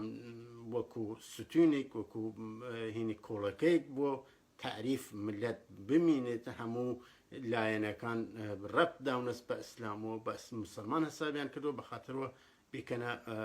کۆڵەکەی ملەت ئێران سازین ملەت ئیران دروستکردن ملەت ئیرانیە تعریف ملەت ئیران و بەر لە ئیسلامیش زەرتشت کرد لەورە ستون ئیرانیەت زەرتشت بێت و لێریشە ستونە یا کۆڵەکەی ملەت ئیران چەس ئیسلام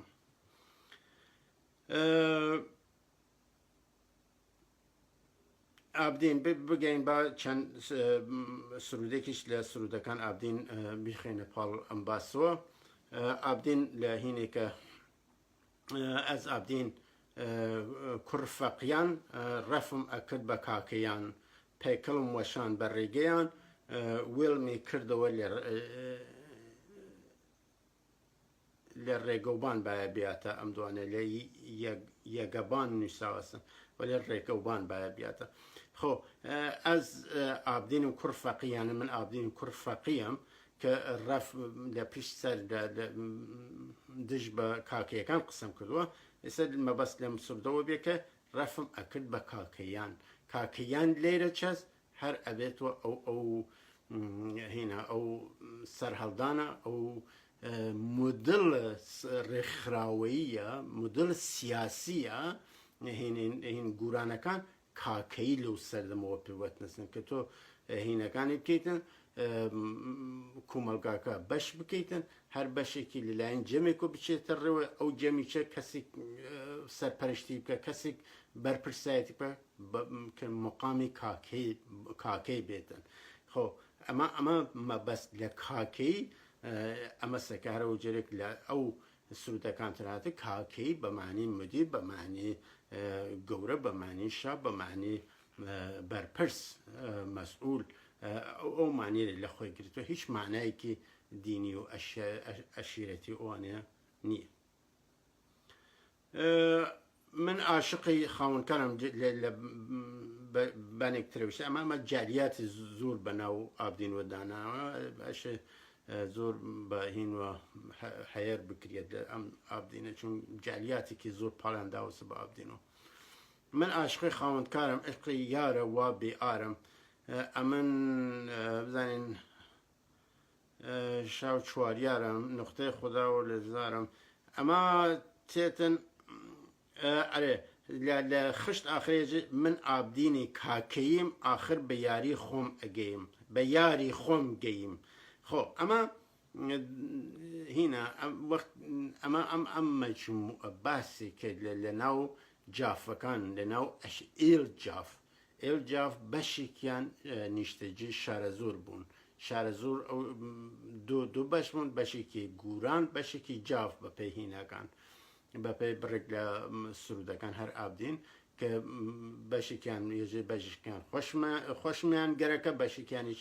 داوای هین بکەنە کوژرانمەکەن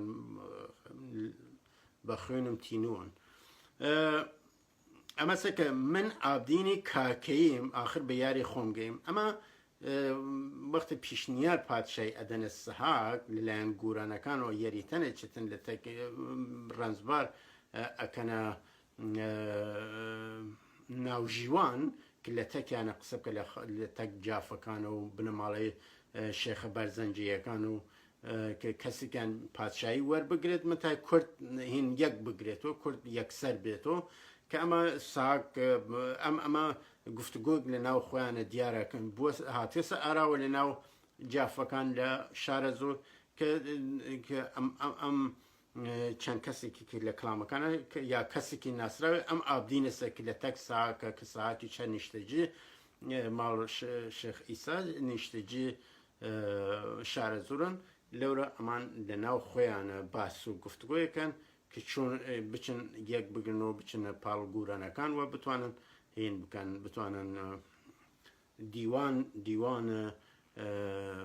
دیوان ڕابەری کورد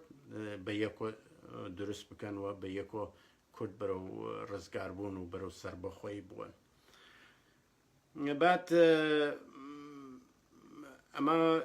دوایین هینە دوایین بڕیارە کە ئەمە گفتوگۆکان زۆر بۆ ئاخری ئابدین هینە بێ من ئابدینی کاکەییم آخر بە یاری خۆم گەیم یاری خۆم منزورێ بە یارێک تەنیا کلێرە ئەمە دەستکاریان کرد کە یارەکە مەبەست سەحاک بێتن کە دەرسێکی یار خۆی وشێکە کە جەمە بەسیەتن کۆمەڵ ئەبێتە کۆمەڵ یاران کەمە بە هیچ یارێک بە تەنیا ناخۆنجتن ئەمە من ئابدینی کاکەیم آخر بە یاری خۆم گەیم ئەشێ بە یاری پەیوەست بووم یا بە جۆرێک کە منی شەریک ئەو بزوتنەوە بوو بعد لە شوێنێکتر هەم دوارە ئەمانە زۆر دەستکاری کراون لە کەلامێکترە بزانین کاکەی لە تێ بردوسەکە چۆن ئینەکان زۆرن هینێکی نەرگزە لە ئەوەیە کاکەی وا دیارەت نەچۆسەکار لە ئەو هینەکە هاوردو مەسێ مەبەستێکتر بۆ خەریکم شتێکتر هین بکەم لەسەرێ دەربێرم تایتر وەختەکە کاتەکە زۆر کەمە نەرگس یا کاتەکە زۆر ئەبێتن بۆ ویدۆکە قورسە بێ نەرگس دێژێت کە ئەمە لە هینا کە لە زمانێکی پیاوسەلانە ئەم هینە ئەمانێکی جالیاتە بە پای هین ناونە و پای نەرگزە کە نەرگزە نەرگس یان نەرگز نووسانە لێرە کە گویا ئەمە خۆی بە خۆشەویستی خۆی ڕائابدین دەرببڕێ ئەرێ باوە براوەل چیتان دەوی ئیوە لە ئابدین ئەر چاکە و ئەر خراو بۆ خۆی بووگە بە بیدین کە دە سوورەتێکە ئەمە ئەگەر بەس هین دین بواە کە سەهاک دینێکی بواە دینێکی هاوردە ئەمە هین بیدین نەبووەسن ئابدین ئەمە دینێک گوڕیوە چۆسە سەر دینێکتە دەرنەچی ئەم شۆڕشە شۆڕشێکی دینی نەبوو بۆ لێرە یەژێ چۆسە هین بۆسە بیدین کە بیدینیش منزور لە بیدینێکە لێرە کە ئەم جەهانبینی فەلسەفی قبول کردو ئەم ڕێبازی کوردایەتی ئەم ناسنامێ کوردی قبول کردوسن لەسەر ڕێبازی ئیسلام نەماوە تا ڕێبازی کوردایەتی هەڵبژاردووە بۆسە چی بۆسە کاکەیی چ شەڕێ دەفروشن بۆ چی یەقەی بەرنادەن بۆ خۆی زەرەرە هەرچی دەکا نفرین هەرچی نفرین دەکا بۆ خۆی زەرەرە شەرتم کردویە تا ڕۆژ قیامەت بۆ مەسحەف کە لە ئابدین ناوین جیابین کە ئەمە دوارە ئیسلامیزەیەوە کردنس کە ئەمە قیامەت معنیەکی نییە کە ئەمە دەستکاریکی زۆر کراوە بەداخەوە دەیکەم بە فەدای ئەم تازە جوانە جوانیمە ئەم جوانیم ئەشیبیاتە ئەمە من جوانی خۆم ئەیکەمە فەدای ئەم تازە جوانە ئەگەریش بمرێ کەس نابێت لە من کامینە بەسرا ئەگەر بمریتیچ دی من شو ناکەم کەسێک بە من هین ناکەتن بە خۆشەویستی من ناگات ئەگەر ئەو ئیسلامە بەدڵ ئەمنیش ئیسلامم ئەگەر ئەو کاکەی بێ ئەس بۆ کاکەی دەکەم ئامین خۆ ئەمە خۆی معلومە کە کاکەیش لەورە کاکەی مەبەست یە بێ شارستانیەتە مەبەست هین نییە دینێکتر نییە مەبەست یا شارستانیەتێک لە تەمام ئیهینی لە هاوردین لە تەمامی سرودەیە لە هاوردینە بعد بزانین لە شوێنێکتر خۆ دەیزانم کە لە دین دەرچووە بە دەر بەڵێ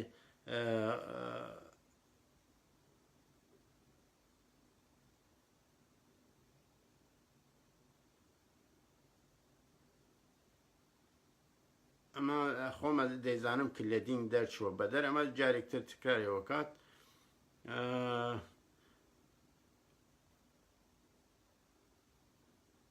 بعد بۆچی کافر ناوێ بە مێمان ئاخرین خشتە بە مێمانی مسلمان وا بزانن کە ئیمەش کافرین و میوان براهین کە ئێمە وا باسا بکەن کە ئێمە هینی کافرین و میوان مسلمانەکانە بۆچی نابێتن مسلمان کافر بێتن میوانی مسلمان وا بزانن کە ئێمەش کافرین و میوان براکانمانین براهین کە ئەمانە دەستکاری بۆ سنەما هیچ معنیکی وا هینێکی نەماوە سنمانێکی قوڵی فکری فەلسەفی بعد دوارە کەسێکتر هەر لە ئەو جەم جافە بەناو کاک ئەحمەد ئەویش ئازیزم وەشە جەورت بوو یا سەور پەنەمان وەشە کە ئەمیش کە کەسێکتر بەناو کاک ئەحمەد لەورە بەشدار بۆسن نوری کاکەیان لە سەما وەک مەشعەلی نورە کە ئەمە نوری کاکەیان وەکی مەشعەلی نورە ئەمە هینە دەتوانێتن پایەیەکی بنەمایەکی وەسرا لە کلامێکی یا لە کلامێکی ڕەسەن و سەرچاوە گردێت کە ئەمە نوری کاکەیان لە سەما وەک مەشعەلی نورە یانە خەریکە ئەو هینا ئەو بزوتنەوەی کاکەییە ئەو ڕێکخراوەی کاکەیەکانە خەریکە هینەگری قەوەتەگری ڕوشناییە بێت تێرێتە ناو کومەلگا کە ئەمە نوری کاکەیان لە سەما وەکو مەشعەلی نورە کە ئەمانە خەریکن چە کومەلگاکە ڕوشنەوەکەن و بە قەول کەڵامەرێک تەرەست چراغ یاری ڕوشنکەن و چراغ مەنازڵ هینەکان ڕۆشنەکەن. بعد دەسەڵوەسێکتر هەست کە میراسکەندەر گویا کەسێک بێت هەر لە ئەوانە متە ئەمە دەسەڵوەستیان کردەوە بە خاترەوە میراسکەندەرە دوون ئاڵی قەڵەندەر بوو کە ئەو خانەدان و ئەسڵا ئاڵی قەڵەندەیەکە بپلکردنە دەورەی سەهاکەوە پیرۆزێ بکەن. شێخ و دەرویشان من هەر یەزانم ئێوە هیچ تانەسی هیچان نییە هیچ تانەسی بە هیچتان نیە لە دین ئیمان هەچێت دەنوارم ئەوە کە دینی خوای بەرهەق قبولی کردبێ نە بە کەس جوا ئەدا تیقە تەبرە نیشانم ئەمەیە دەستکاریان کردووە هەسەن قافیەکەی ناتەواو بووە. دینی من دینی ئەساق ماوای پردیوەر ناوی من یار ئەحمەد من عالیم شاه مێمانم ئەمانە هەمووی تێکەڵە یار ئەحمەدەورە میراسکەندەر کەسێکە کە گویا ئەم سرودە بە ناوی بوو لێلا من ناوی من یار ئەحمەدە لەو لایچە من عالیم شاه مێمانم عالی منزور عالی قەڵەندەر بێتن کە شاه مێمانە وەختی خۆی ساکەس بەسترا ئێرەکانی شاه مێمان بی ساکەس چەند شاه مێمان لە یەک سەردەمە هەست. ئەمە بمە جاریاتکە کە دروستیان کردووە من کەمتر لە گشت قوڵامان ئەسحاق کاکە بزان دینی حەق لە پردیوەر شێخان هەورامانم. خۆ ئەمانە هەمووی جاریاتە کە دواتر ئەم مەراحل شێخانە و تا ئەگاتە هەورامان و تا ئەگاتە پردیوەر ئەمانە قۆناق چوونەسن کەمە دوایی ئەمە جاریاتە لی سەردەمە دروستیان کردووە سندی 80 ساڵ ئاخرە. بعد کەسێک بەناو شێخ نەزەر وشە دەرویشان قەتڵی واجبە ئەم کاکەیە دەوریشەکان ئەم قەتڵ ئەم کاکەیە واجبە ئەتمەن منزوری ئابدین بوتن زوو بیکوژن بزانم هێژی ئەزهاق کیە خۆ ئەمە بیکوژن تازانێ ئەساق چە لە دەستێ کەس نازانێ لە کوورە هاتیە هەرفی چییە وا هاتیە لە زکری ئیمە وا چوو هیچ نییە لە زکری ئیمە وا چوو هیچ نییە کە زکر ئەوان هیچ نیەتە سوفی ساڵە بەخوا لە داخی ئەم ئەجنەیە خونم هاتیە جوش دوو چاوم نووری نییە ئەمە وات هینەکە سناریویەکە وایان دروست کردو کە ئابدین دوایی کە لە تەک مەلاو هینەکانە لە تەک مەلاکانە دەردەکەوت یەژی وە دینتان نیە و ئیمان ئیسلام هیچ نییە و زۆر سرودەگەل بە ناویەوە تەزویر کراوە کەمە وانە لە ڕاستی وەسە کەمان وتیان پێم ئێل جاف بێتن لە تەک ئێل گورانە یەک بووری ئێل گوران لە ناو 72 بارگە خۆیان ڕێک خست بوو و ئەوانیش بێن مقام پادشایی وەربگرن و بتوانن کورد زورینەی کورد یەک بگرێتەوە. هەڵا ئەمە لە سەدەی دوانزە یانە تقریبەن 300 ساڵ لەمەوبەر کە بێتە دەورەی شێخ ئەمیر کە ئەمان کە سەلیم کە لە بڕێ نووسراوە بە باوک شێخ ئەمیر ناسراوە چون شێخ ئەمیر خۆی ئەم نازناوەی شێخە نازەم لە کوورە هاوردوسن کە لە بڕێ شوێنیش بە ئەمیر زوڵەی ناسراوە کە بڕێ کەس پێ ناخۆشی ێژن لە هینۆ هاتووە لە باشوور و هاتووە لە باشوور ئێستا ئەو سەردەمە هەر کوردستان بووە لە منتەقەی داخۆخۆ شتەوە هاتبێت بۆ سەهنە و چتە کە ئەمە کاکە سەلیم مەرەموو لە چەند لە ئەو سرودە لە دوو سرودە دەستکەم لە دوو سرودە نازناو کاکە بۆ سەلیم بریاسەکە کەم سەلیمیچە بە باوکی ناسریا و باوک شێخ ئەمیر متای ئەمە شێخ ئەمیر ئەگە بەمانێ داناڵەن نازانم چون ئەم نازناوێ بەدەست هاوردوسن متای سەلیم بە باوکی ئەزانن هەڵا ئەم کاکە چە نازناو سەلیمیچ بعد لە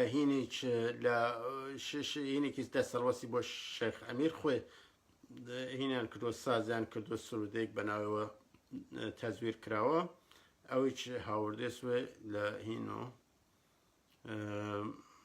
لە شوێنێک پێم وایە ئەمیش لە هین کاکەی هین استفادە کردێسن بەکار بردووسن آره ئالادین کێت شریتو وەی کەلەوە کێت کردووە کاکا کێت وە لەلەوە هەڵا ئەمانە ئالادین نازانم ئەمە کی مەنزوری کی بێتن کێ کەتو بەو میشکتووە کی توی چڕیەسن کی کرد وە کاکە کیت بە کاکە قبوڵە وە کیت بە لەلە کە نازانم بەس چەسەمە متای منظورم واسه که کاکا لێ سەردەم تا 300 ساڵ لەمەوبەر کاکا بەکار هاتووە نە بە معنی کاک کە معنی ئاغا بێتن یا هەرەوەی کە ئیمڕۆژ لە زمانی سوورانی باو بۆسن کاک فلانە کەس و کاک منزۆر بۆ کەسێکی نێرینە بەکار بچێتن بەڵکە ئەمە کاک کاکا بە معنیکی ساختاری بە معنیکی بەسڵا مدیریەتی بە معنیکی شارستانیە دەچێتەکە هینێکتر لە شێخ ئەمیر هینان کردو ئەویش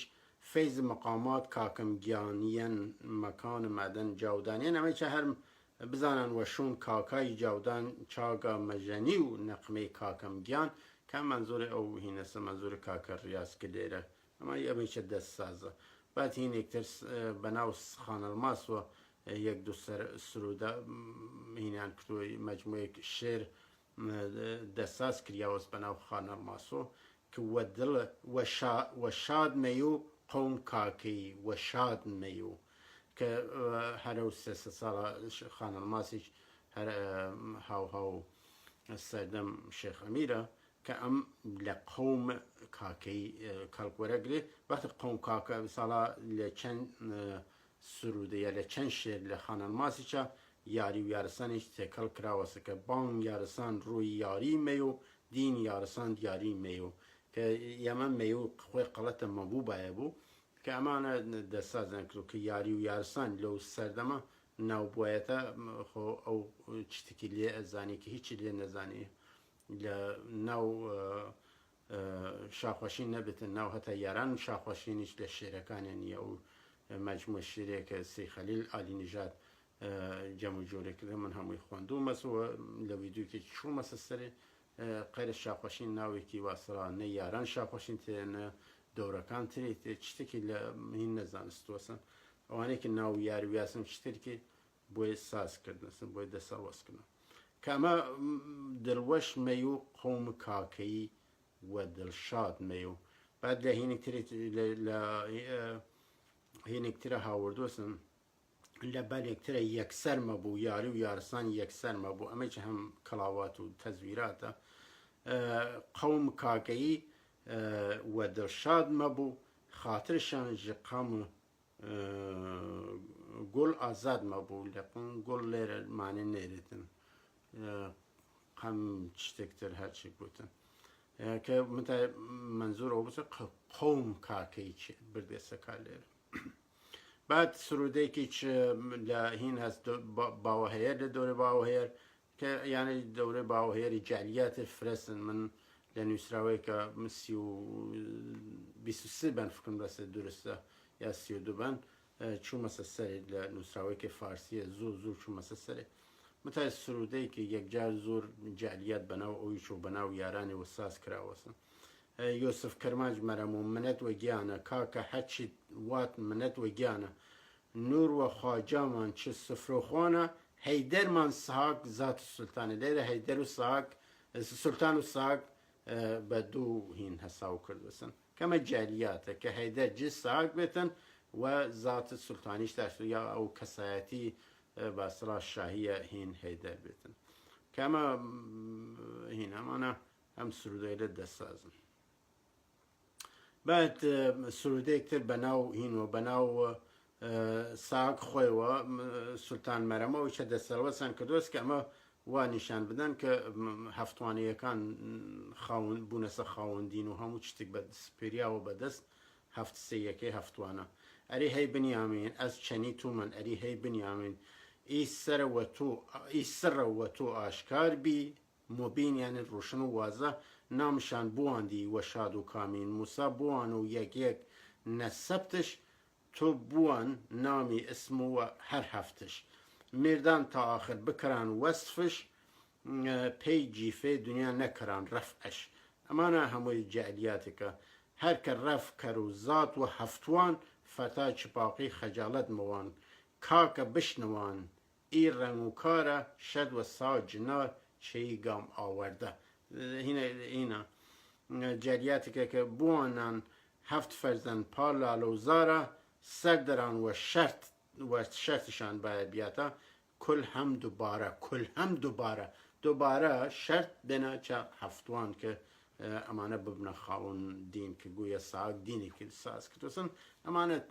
جاریاتێکە لەم هەفتاشتە ساڵ ئاخرە سازووە من نووسراوە و ویددیوەکانم زۆر چوومەسە سەرێک کەسێک پێ خۆش بوو دەتوانێت بچێتن هینیان بکاتن گوێگەر ویددیوەکان بێتن هاشان نەکەران فەردا جسارە بوانان هەفت فەرزەن قوڵامان نەدیم هەر چین و دما تا کرد و کەرەم ئەمانە هەمە هیچ مانایەکی چین نییە منزۆرەوەسە کەمانە دی لە ئەمە و دووە هەموو کەسێک ئەشێ بەشون ئەم هەفت فەرزەن وە بێتە هیچ کەسێکتر حەقیچی نییە هەر ئەمان ئەبنە هەموو کار ئەمە جاریاتێکە کە ئەمانە بەم شیوە ئەم ئەزەبەنتیانە کتوسەین خۆیان بعد ئەمن شتێکتر گەرەکم بوو لەم ئاخرە بەر لە یەک بچمە سەر ئەو نووسراوەی هێرش قادریە ئەوە بوو کە قازی لە دەورەی بابەناوسە بابەناوسێشی یا شاهی شاهانن گیانم وفەدات بوو یا شاهی شاهان وەرێزە تابلمی ئەو شاخی شاه و تایفێ کوران قەوم سەرگەتی نەواچەند بردیوە بهرمەتی کەمە تا بچینە وەسرا قەی شاخ شاهوو کە قەوم سەرگەت بهرمەتی نەکەن لێرە تەنیا لەسەر وشەی شاهی شاهان مەبەستم بوو کە بەکارکم تێتن بعد کەسێکتر ڕووەسەها کەڵا معلوم نییە کی وتوەسە ناو خاوەن سرودەکە ناتوە ئەو زاهر جوورن و یارن یاوەرن هەم قازی شارن هەم داقماچیان هەم داقمەدارن هەم بەلیکەرن هەم بەلیدارن جهرد و سرا هەم خاتر شادن خاتر جەم و قەول پیرە ئوستادن لێرە تماشاکێکە یارانی و یاران یعنی یارانە شاهی شاهان یاران بعد لە شوێنێکی دانایان یا زاتی یەکدانە ئەمانە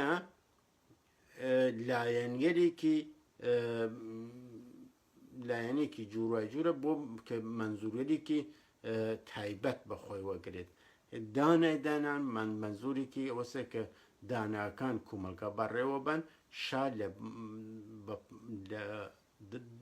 دانای داناکانە ئەو مقام شاهیە ئەشی بە کەسی بگەیتن کە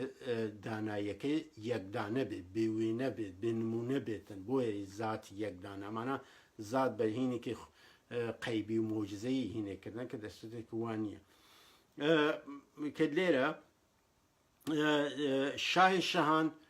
لە شوێنێکتر هاتووەسن کە بە خەڵکان شاهی بە یاران یاری کە ئەمە ساهاگ یاریاران هینێکیی بۆدێکیی یا ساگ نەتەنیاش هەموو شاکان ئەمە یارانە ئەوەڵ ئاخریار لە لێرە هین پیاکە بەمانێت بسم الله الرحمن الرحیم و ئەوانە نییە کە بە قەڵەت ئەیبەنەکە ئەوەڵ تا ئاخر یارن کە منزور ئەو جەمەسە جەم یاران شا و وەزیرەکان هەمووی بەرابەرن هەمووی یەکسانن کە ئەمە بە خەڵکانێکتر بۆ خەڵکانێکتر شان متای بۆ یارەکان خۆی یاریکە بە پێ ئاین یاری یاسای کومەلگا ئەم کاوراشی هەڵسوکەوت بکات و لە تەک باقی یارەکانە یەکسانە ئەمە پیرشای کەسێکە کە هینە بەرپرسە لەوەیکە شا هەڵسوکەوتێکی دروست بە پێ یاسا بکاتە بعد هینێکی دانە یاران و شای خەڵکان هەروجێک لە خزمەتە ئەرزکردم کە بووە ناوخۆی ئەمە بەرابەرە یەکسانە لە تەک باقی یارەکان متای خەڵکانێکی لە تەکێکە هەمیش ئەمە ڕەسم بۆسن لە هەموو شوێنی ڕووم وا بۆسن تەزارەکان هەر کەسێک قدرەتی گردووەست خەڵکانی کاتونت لە دەهینیاندا و باج و خەراجیانداوە بە خاترەوە کە بپارێزیێن ئەمانە بەیئەتیان کردوسن کە ئەو شای شاهان و پێشای ئەو شای ئەو مەملەکەتی لە ئەو کومەلگاوەریچە بیێسە ئەمانش دێرە کە شای ئەڕادیگەران شابوتن ڕاخەڵکانێکتە شابوت متای لە ڕان ناوخۆی چە یارێکە لە یاران یوی کە خۆیە ژەویەکی جیاریان مێردانن لە باز لە شوێنێکە ساڵ خۆی وشتێ پس یاری یاران دانای دانایان شاهی شاهان ئەمانە هەر کامێ مەبەستێکی تایبەتی هەست سیاسی کومەلگا و دانایی ئەلمانیەت بعد با بچینە سەر ئەو هینە ئەو نووسراوەی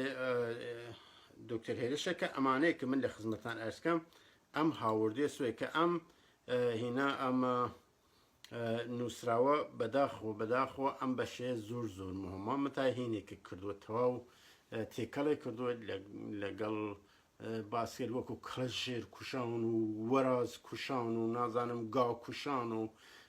هیماوەرێکی تر لەناو خەڵکان ترە ئەم بەشەیە زۆر هینوە بۆسن زۆر کەوتوسە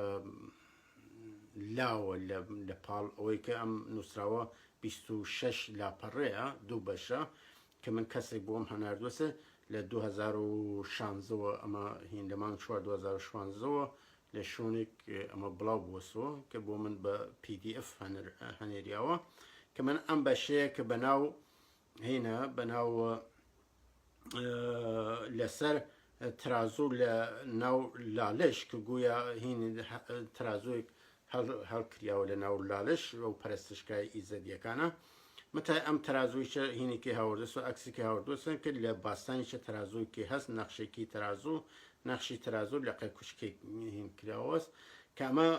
ئەم بابەتەیە پەیوەنداوەسن ئەم بابەتە دەتەک ئەوەی کە من لە خزمەتان رسیم کە کاکەیەکان هینن کاکەیەکان سەرکردێ ئەو جەمێ ئەو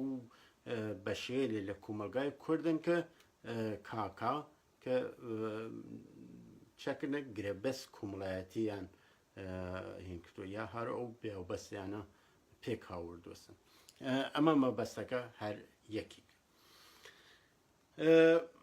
ئەم نووسراوە هینێک کردووەسن ئەم بەڕێزە هاوردوسە من ئەم دوو لاپەڕێ لەسەر ترازوو لەسەر ئەم گرێبەست کومەڵایەتیە ئەخۆنم و هیوادارم کە زۆر توولانی نەبێتن هینەکە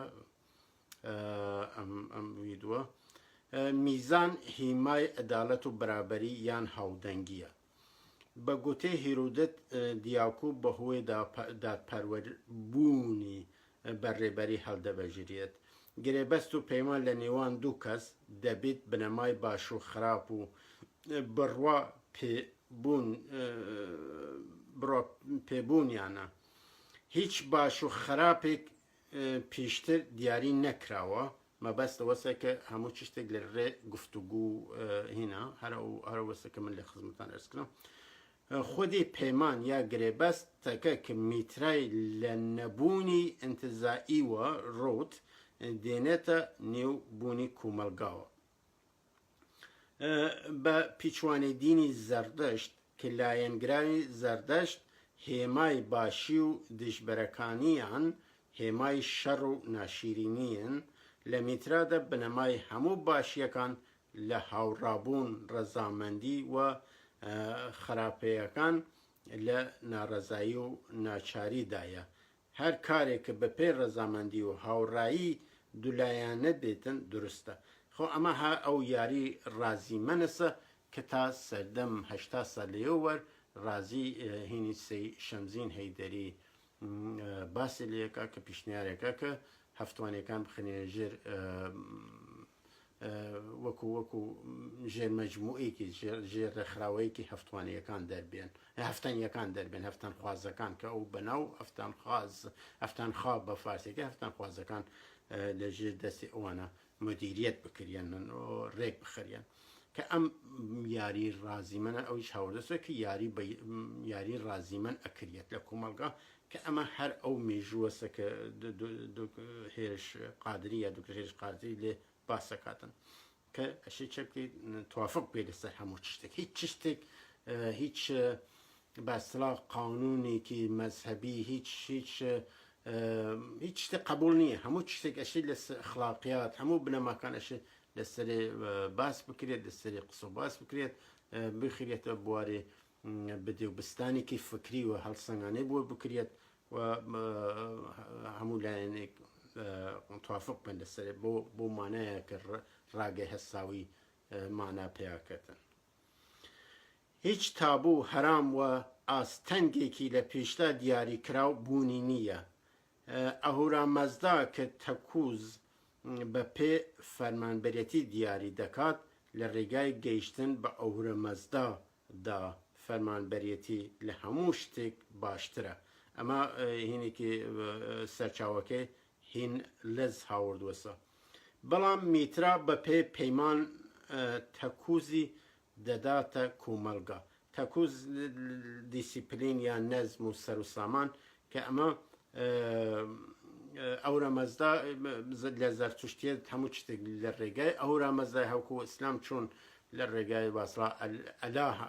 بەپێی دەستورات ئەلا کۆمەلگا ڕێگە خرێت و جووەکان یا یەهودیەکان یەهەوە و مەسیحیەکان گاد یا مەسی هینەکان سەرچاوی هەموو زانایی و هەموو شتێک ئەمان بپێ ئەو فەرمان و واجباتێکی ئەو هینیانە ئەو قدرت لایەزاڵە ئەو خواوەنیانە باسرا گەرەکە بێت ئەمان خۆیان ڕێک بخەم. متای لە هینی میتراییچە لە گرێبەستە لە ڕوانگەی گرێبەستە بەیاوبەست هەموو لایەنەکان هەموو شتێک لەسەر هەموو شتێک توافقەکەن.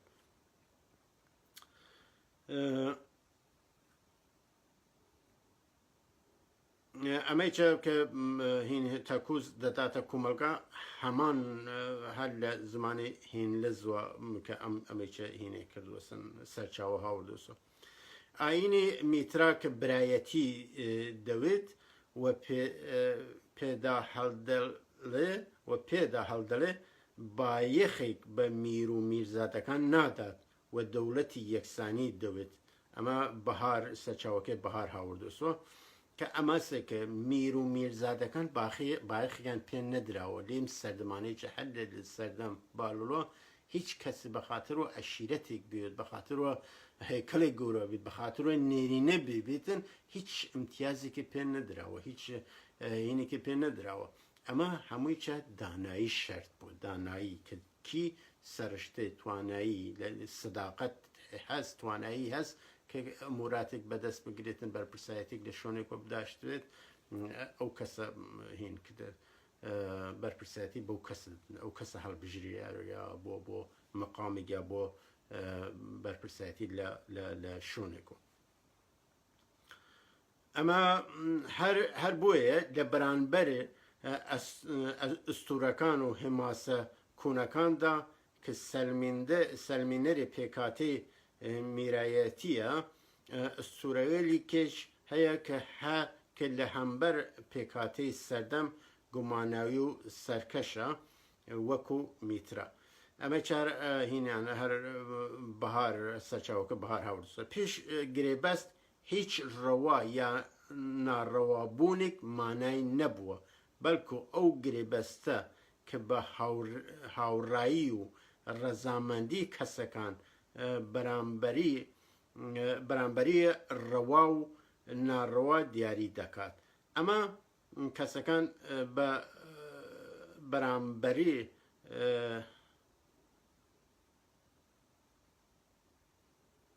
بەڕامبەری منزور هەر ئەوە سەرڕەوەنەوە هەڵا من تەلەفزەکە پێم وانە دروست پێژمێ کە ئەمە لەسەری قسەکەن و ڕەوا و ناڕەواکەی لە قسەکانە دەرەکەوی لە گفتووەکانەکەەوە هیچ هینێکی ڕەوا یان ناڕەوایك مانای نییە پێش گرێبەستەکە. کەواتە میترا بە مانای پەیمان یا گرێبەستە و ئەنگلیسکەی کۆنتراکت کە زەردەشت لە هەمبەریدا تەکوزی ئەشە یان کەیهانی دیاری کرد کە ئەمە هەر بەو شیوەیە کە تەکوزی کەیهانی و پلەبەندی زەرتشت بووە بنەمای پاشایەتی ئیرانی بە تەکوزی پلەبەندی کراو گرێبەستی کۆمەڵایەتی میترا بە نەڕەتی تەکوزی زەوینی و گرێبەستی کۆمەڵایەتی دەوڵەتی مادی بوو کە دیاکو بە دەنگدانی گشتی هەڵبژێردرا. خۆ ئەمە هەرە و چتانسە کە من ئەرزم کرد لە پەیوەندی لەگەڵ وشەی کاکەی و مانای کاکەی. پێداویستی گرێبەستیش ئەوەیە کە هەردوو لایەن هاودەنگ یا بەرامبەر و مساوی بوون. هەردوو لایەن نییە، هەموو لایەن. ئەمە کومەلگا ڕێ یەکەمان ڕێوەرهەزار یا هەرەوە چەو یەکیوەن ئەسرین هەزار، ئەمە کومەلگا هەرچ بووچوونێ هەست لە ئاخرۆ چ بێنە سەر سەرنجام بێنە سەر بڕیاری کرد لەسەر ڕاگەی هەستاوی بە ڕازیمەنی بە تەواوق بگەن. میترا یا مێر نەخوەرە پەرستیە بەڵکو بە واتای پەیمان و گرێبەست یا هەرە و کۆنتراکتەسە و هیچ بەڵگەیەک بۆ سەلماندنی ئەوەی کە وشەی میترا بە ڕەچەڵک بە مانای نور یان خوەر بێت لەبەردەستە نییە. ناوزەتکردنی میترا بە واتای نور قبول نەکراوە. لە ئەوستای یان ویدا میترا بە مانای خوەر نییە، کوایە ئەم مانایە دواتر زیدە کراوە. شمیت ئەمە سەرچاوەکە شمیت در کلوسکا هاوردێسن 1385 لاپەڕەکان 390 تا 388. ئەمەی کە هەر دوارە جەختە کاتۆ لەسەر ئەوەی کە ئەم میترا خۆی لەمانەی وشەی لەمانەی بەمانەی کۆنتراکتە یا گرێبەستە کە بەت ئەمە بەمانای خوەر نییە. هەبەت داخۆ ئەم هەڵە تێگەیشتن لە مەورد سولتان ساحاک و شاعرێکتر هەست کە ئەمانە گویا بنیامین چوەسن کەمانی خستووەس و خوەر هاوردەسە خوارەوەنە کە بۆ ومانیە بەمانێ ئەوەسە کە شا ڕوشناکان بوتن باقی سیارەکان بەسرا وەکو نپتون و نازانم ئورانوس و ئەو چەند سیارەیە گەورەی نورە کە بە چاو دیارە ئەمانە تەشبیهی کردنە کە خوەر و مانگ و ئەوانە چی بکەن سەرکردایەتی پیشگامی مدیریت کومەلگا داشتون کە هەمیشە کومەلگا لە زانین و ڕۆشناییە سەر و ساماندی و ژیان بواتە سەر. ئەمە ڕاستەکە کە ئەمە میترا بە مانای خوەر نییە و هیچ کام لە شاکانیش بە مانای خوەریا بە مانای بەستڵا متافیزیکی لە خوەر هین نیەن بە خۆیان و ناگرن. لە ئەوستادا سرودی خوەر و سرودی مێهر جیاوازن. ئەمە لە ڕەزی هاوردەسوە سەرچاوەکە بعد مێە هاوردەسوە لە وتارێکدا لە 1970 بەرسەردێڕێ خوای هەند و ئێرانی میترا بڵاو کراوەتەوە کە ئەو بڕوا باوەی ڕەت کردوێتەوە کە ئەم خدای نور و خوەرە و تایبەتمەندی ئەخلاقی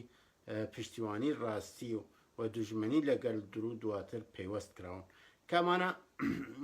کە ئەم دووبەرەکیە ڕاستەکاتن کە ئەمە دواتر بە هینوە لیکیاوەسن لەژێر ناو زەرتشتێتەوە کە ئەمانە هەمووی بۆ سڕینەوەی زیاتریش لەم سەردەمانێ ئاخرە دەستکاری زۆران هین شانامەیان کروهین بەڵگە میژوویەکان کروهین ئاساتە ئەو نەخش و شتێقی کەژوکۆەکانیچە بڕێکەس لە ئەوە قسە کاتن کە زاهر ئەفغانستان و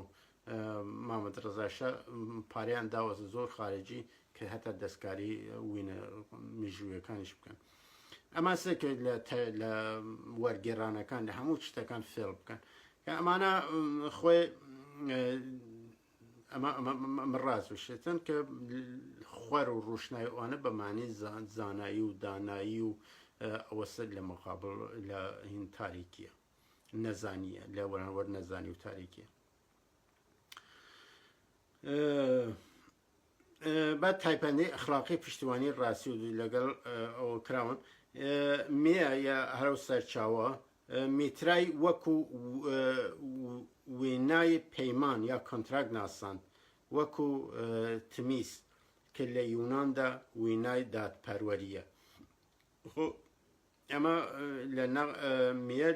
کە نەقڵ کردێت لە شمیت. پاشان پاول کە ئەوی چەم نووسەرێکە پاول تیمە جەختی لەسەر بیرروکەی میە کردوسۆ کە میترا چەمکی بیلایەنی بەواتای پەمانە بەبەت ئەمەیچە هوفر کلوسکا و هەرو سەرچاوێکە میە چاوردسۆ کە ئەمە کە بەمانایکی چەمکیکە گرێبەست چەمکی میترە بەواتای پیرروزی بەڵینە فەرمیەکانی ڕاگوزرا و پەیمان گرێبەست بە شیوەیەکی میە ئەو نووسرە سەلماندی میترا خدای خۆریان هەر دیاردەیەکی سروشتی دیکە بەخوا دەزانریەت نییە بەڵکو ویناکردن چەمکی پیرروزی پەیمانە کەمە ڕاستە هەمە هەروانێسە کە من لە ویدۆکانە تەواو باسم لەژێر بێاو بەس قسە باسم لەسەر کرد و شیکاریم داوەسن لەبیر میسێ ئەمە هینێکی باسێکی باشی هەست دکتۆر مێدی کاکەیی کە ئەوش لە چەند نووسراوەی کە من بینیومە قسە لە ئەوە کاتم کە کاکەیەکان لە 3000 ساڵ و لە 3500 ساڵ و لە 4000 ساڵ لەمەوبەر هینیان دروست کردوسن ئەتەهادیە وەکو حاکمیەتیان دانا حکوومەتیان ساز کرد و حکوومەتیان دروست کرد پێکێناوە متای هەڵەی دکتۆر مێدی کاکەیی کە من زۆر لێ ئاجزم ئەوەیە کە یەژتن ئەمانە کاکەی لەو سەردەمە ناو خەڵکەکە بوەسن کە ئەمانە دینیان کیان بووە کە ئەم دینە ئەو بە یەزدان پەرستی ناوێبات کە ئەمە بە دینی یارستانیان بوەسن کە هەڵێ هین لە ئەمە هەڵێ دکتۆر مێدی کاکەی متە ئێرەکانی ئەو ڕاست بکاتن کە کاکەیەکان مەجموعێک خەڵکێک حکوومەتیان دروست کردووی لەژێر ناو کاکەی هەر ئەو مانا دەگرێتن کە من لە خزمەتان ئەرز کردم کە ئەو مانایکە دینی نییە مەسەبینی هیچ نییە بەڵکو چەست سەرکردایەتی بە شێل جوورا و جوو جیاواز کۆمەلگا بە کاکا ناسراوە بە مدیر بە بەرپرسیار کە ئەوە ڕاست بکاتن ڕاست بێت ئەو هینە متای هینەکەی شیکاریەکەی یا شرۆفەکە زۆر هەڵەیە هین دکتۆر مێدی کە لە تەک ئەمێ یەک گرێتەوە کە ئەوانە کاکیەکان گرێبەستان کردوت و کۆمەلگایەکی سیاسیان دروست کردوێ وشەیەرێک وەکو وەفاداری فەرمانبەری لۆمل یان ڕێز لە ڕووی ئەرکەوە بۆ دایک و بابی لنت وەفاداری و سەرسپێردراوی شمیت کە نیشاندەری کردەوەی ئەخلاقی تاکی پلەخواردترە لە هەمبەر تاکێکی سەرتر لە خۆیەتی نییە تیما کە ئەمە تیما بات هینێکتریش ئەو سەرچاوەکان پیشووتریشە ئەمەیانە کە هینێک کردوسەکەەوە نییە کومەلکاکە بکەیتە دوو چینەوە کە چینێکی پلەخوار و چینێکی پلەبەرز بەڵکو ئەم ڕوانگە ئەم جیهانبینە لەسەر یەکسانی و بەرابەریە واتە ئەو شتەی کە پەیمانی ڕاستەقینە نییە ناڕاست و پەیوەست کراوە و خودای میترا ڕسکان و بەخوابوونی هەمان مانای گشتیتری میترا واتە پەیمان یا گرێبەست کە ئەمە میە جەختی کردوسە بعد هەر بۆیە میترا بەڕەچەڵک خودای پەیمان بووە کە دواتر بە پەرستاندن بە خودای خۆر و شەڕ پێگەی گوڕدراوە هین سەرچاوە هاوردوسە کە ئەم ڕوانگە نادروستە کەم ڕوانگە نادروستە کە ئەمە خودای پەیمان بێت بەڵکو هەرومان کە زۆرتر خۆی دکتۆر هێرش خۆی ئاماژە پێکرۆ بە مانای گرێبەستە نە خودای گرێبەست مێ گرێبەستی کۆمەڵایەتی میترا زۆر بە پێشکەوتر لە گرێبەستی کۆمەڵایەتی ڕووسوو دەزانێت ژان ژاک ڕووسو بیرمەندێکی گەورەی فەرانسەویە لە سەدەی هەژدە کە ئەو شۆڕش فەرانسە وەکو باوکی شۆڕش فەرانسە ئیناسن ئەنقراو فەرانسە 1789 شتێک وایە هەر وەک ئاماژە پێدەکە ڕووسود لە ئەوریشە لەسەر هین جەختە کاتۆ لەسەر گرێبەست کۆمەڵایەتی کرد لە هین وەرەگردووەسن لە بیرمەندێکتر ئینگلیسی جان لاک وەرەگردووەسن کە ئەم زۆر بەرابەرترێ کات زۆر ڕوانگەکە پاڕاوترە کاتن کە هین ڕۆسۆ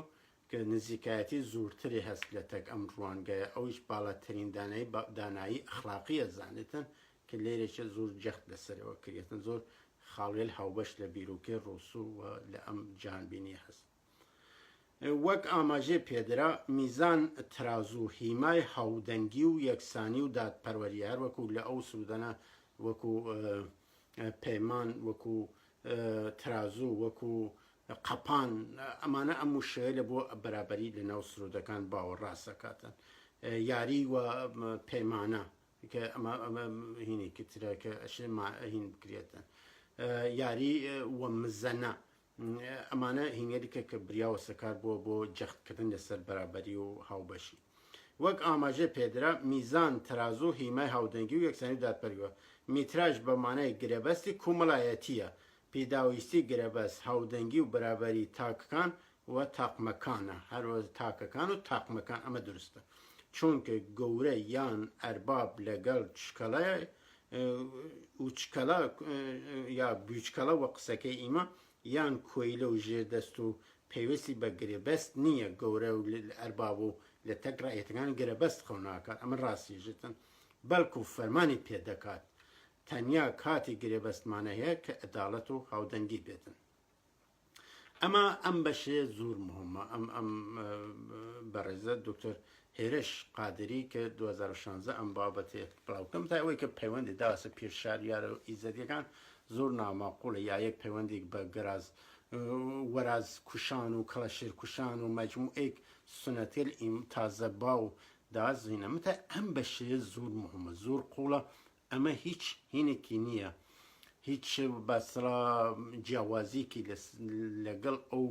ڕوانگەی لە من لەژێر ناو شارستانیەت یارستان و شارستانیەت یارستان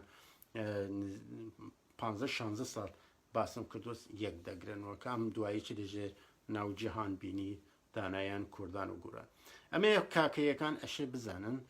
نەهینن ئەشیرن کە ئاغاک بێتە سەرۆکیان و نە مەسهەبێکن ئاغاکان بێتە سەرجەمیشن بەڵکو ئەمە ئەشێ ئەم کۆمەلگا دوارە هەڵوەشێننەوە ئەم ساختاری لە ئەم سازەوە لە ئەم کۆنستراکشن لەدیانە بتوانن لە ڕێگای جەم جیهانداری بە قوڵەکەی تەیمور بتوانن لە ڕێگای جەمەکان و خۆیان ڕێک بکەن و نوێنەرایەتی خۆیان لە جەمەکانەوە هەرام هینەکان هەرامە کۆمەلگاکە دروست بکەن کە بتوانن نوێنەرایەتی خۆیان بکەن و ئەجازنیان ئەم ئاغا و هینە لە سوستفادە بکە ئاغا و سێوی لە سوستفادە بکەن بۆ مەنافە شخصی خۆیان کەڵک لە ئەم کۆمەلگا وەربگرێتن هەروەکو هینمدا و قۆڵمدا بوو ئەوە من قۆڵ خۆم بەجێ هاورم کە ویددیوێک لەسەر قسە و باسێک لەسەر کاکەی داشتم هەتومەن لە شوێنێک کە پەیوەندی پێتن هەتومەن قسە و باس زیاترەکەم من تای بۆ خۆیان باید بۆ بڕوا بە خۆیان باەتن کە سە بۆ خۆیان ناوەکەیان بگۆڕن بە یارستان کە وازمان لێ هاورد یارستان ئێمە قەڵەت بردمانە کارکە و کردمانە ناو کۆمەلگا بەڵکو مەفهومێکە وەکو یاری منزل منزلگا گا و یاری و دەیان مەفهومتر هیچ هینێکی نیە مێژوویەکی نیە ناسنامەنی هیچ ئیمە کردمانە ئەوە کەسێک بە لە ئیمە بەناودین بردیانە کار کە بەنا دروست بردیانە سەکار ئەمە سەکە کاکەی خۆی بەشی کە بەش واسرا ڕوانگەی سیاسی شارستانیەت گورانە یا شارستانیەت کوردان ئەمە کاکەی وەکو هینە ناوێکی ڕێکخراوەیەک ئەو لەو هەڵسانەیە لە بۆ ئەوەی کە گرێبەستی کۆمەڵایەتی یا بەیاوبەست ممکن بکەن هینەکانیان کۆمەلگاکانیان دانایان کۆمەلگاکانیان لە دەورێک خڕوە کردوسە و ئەو دانایانە لەژێر ناو کاکەی یا پیر مدیریەت بەشێک لە کۆمەلگاکە بریانە سەر ڕێ هەروەکو بارگاکان 72 بارگە کە هەر بارگایك پیرێک بەرەوە بەرێ بوو هیوای سلامەتی و خۆشیتان کە هینی بۆ بەڕێزان کاکەی کە تواناییان هەست گەرەکیانی لەسەر ئەم جالیات کڵامە قسە و باس بکەن دەتوانن من لە خزمەتیانە بووم بۆ پەڕێڕێزوە لە تەکیانە گفتوگۆ بکەم لەسەر جالیبین کڵامەکان لەسەر ئەم باسەنەکەی شو لە خزمەتان ئەرزێ کردم وای لەسەر هەر بابەتێک تێک بتوانین بە هینووە لە جەوێکی دۆستانە لە جەوێکی ڕێز و خۆشەویستی قسە و باس خۆمان بکەین بۆ پیشکەوتنی کومەلگا و بەسەربردنی زانیاری و زانایی و دانایی لە کومەلگا هەر خۆش بن بنیشنە خێر و خۆشی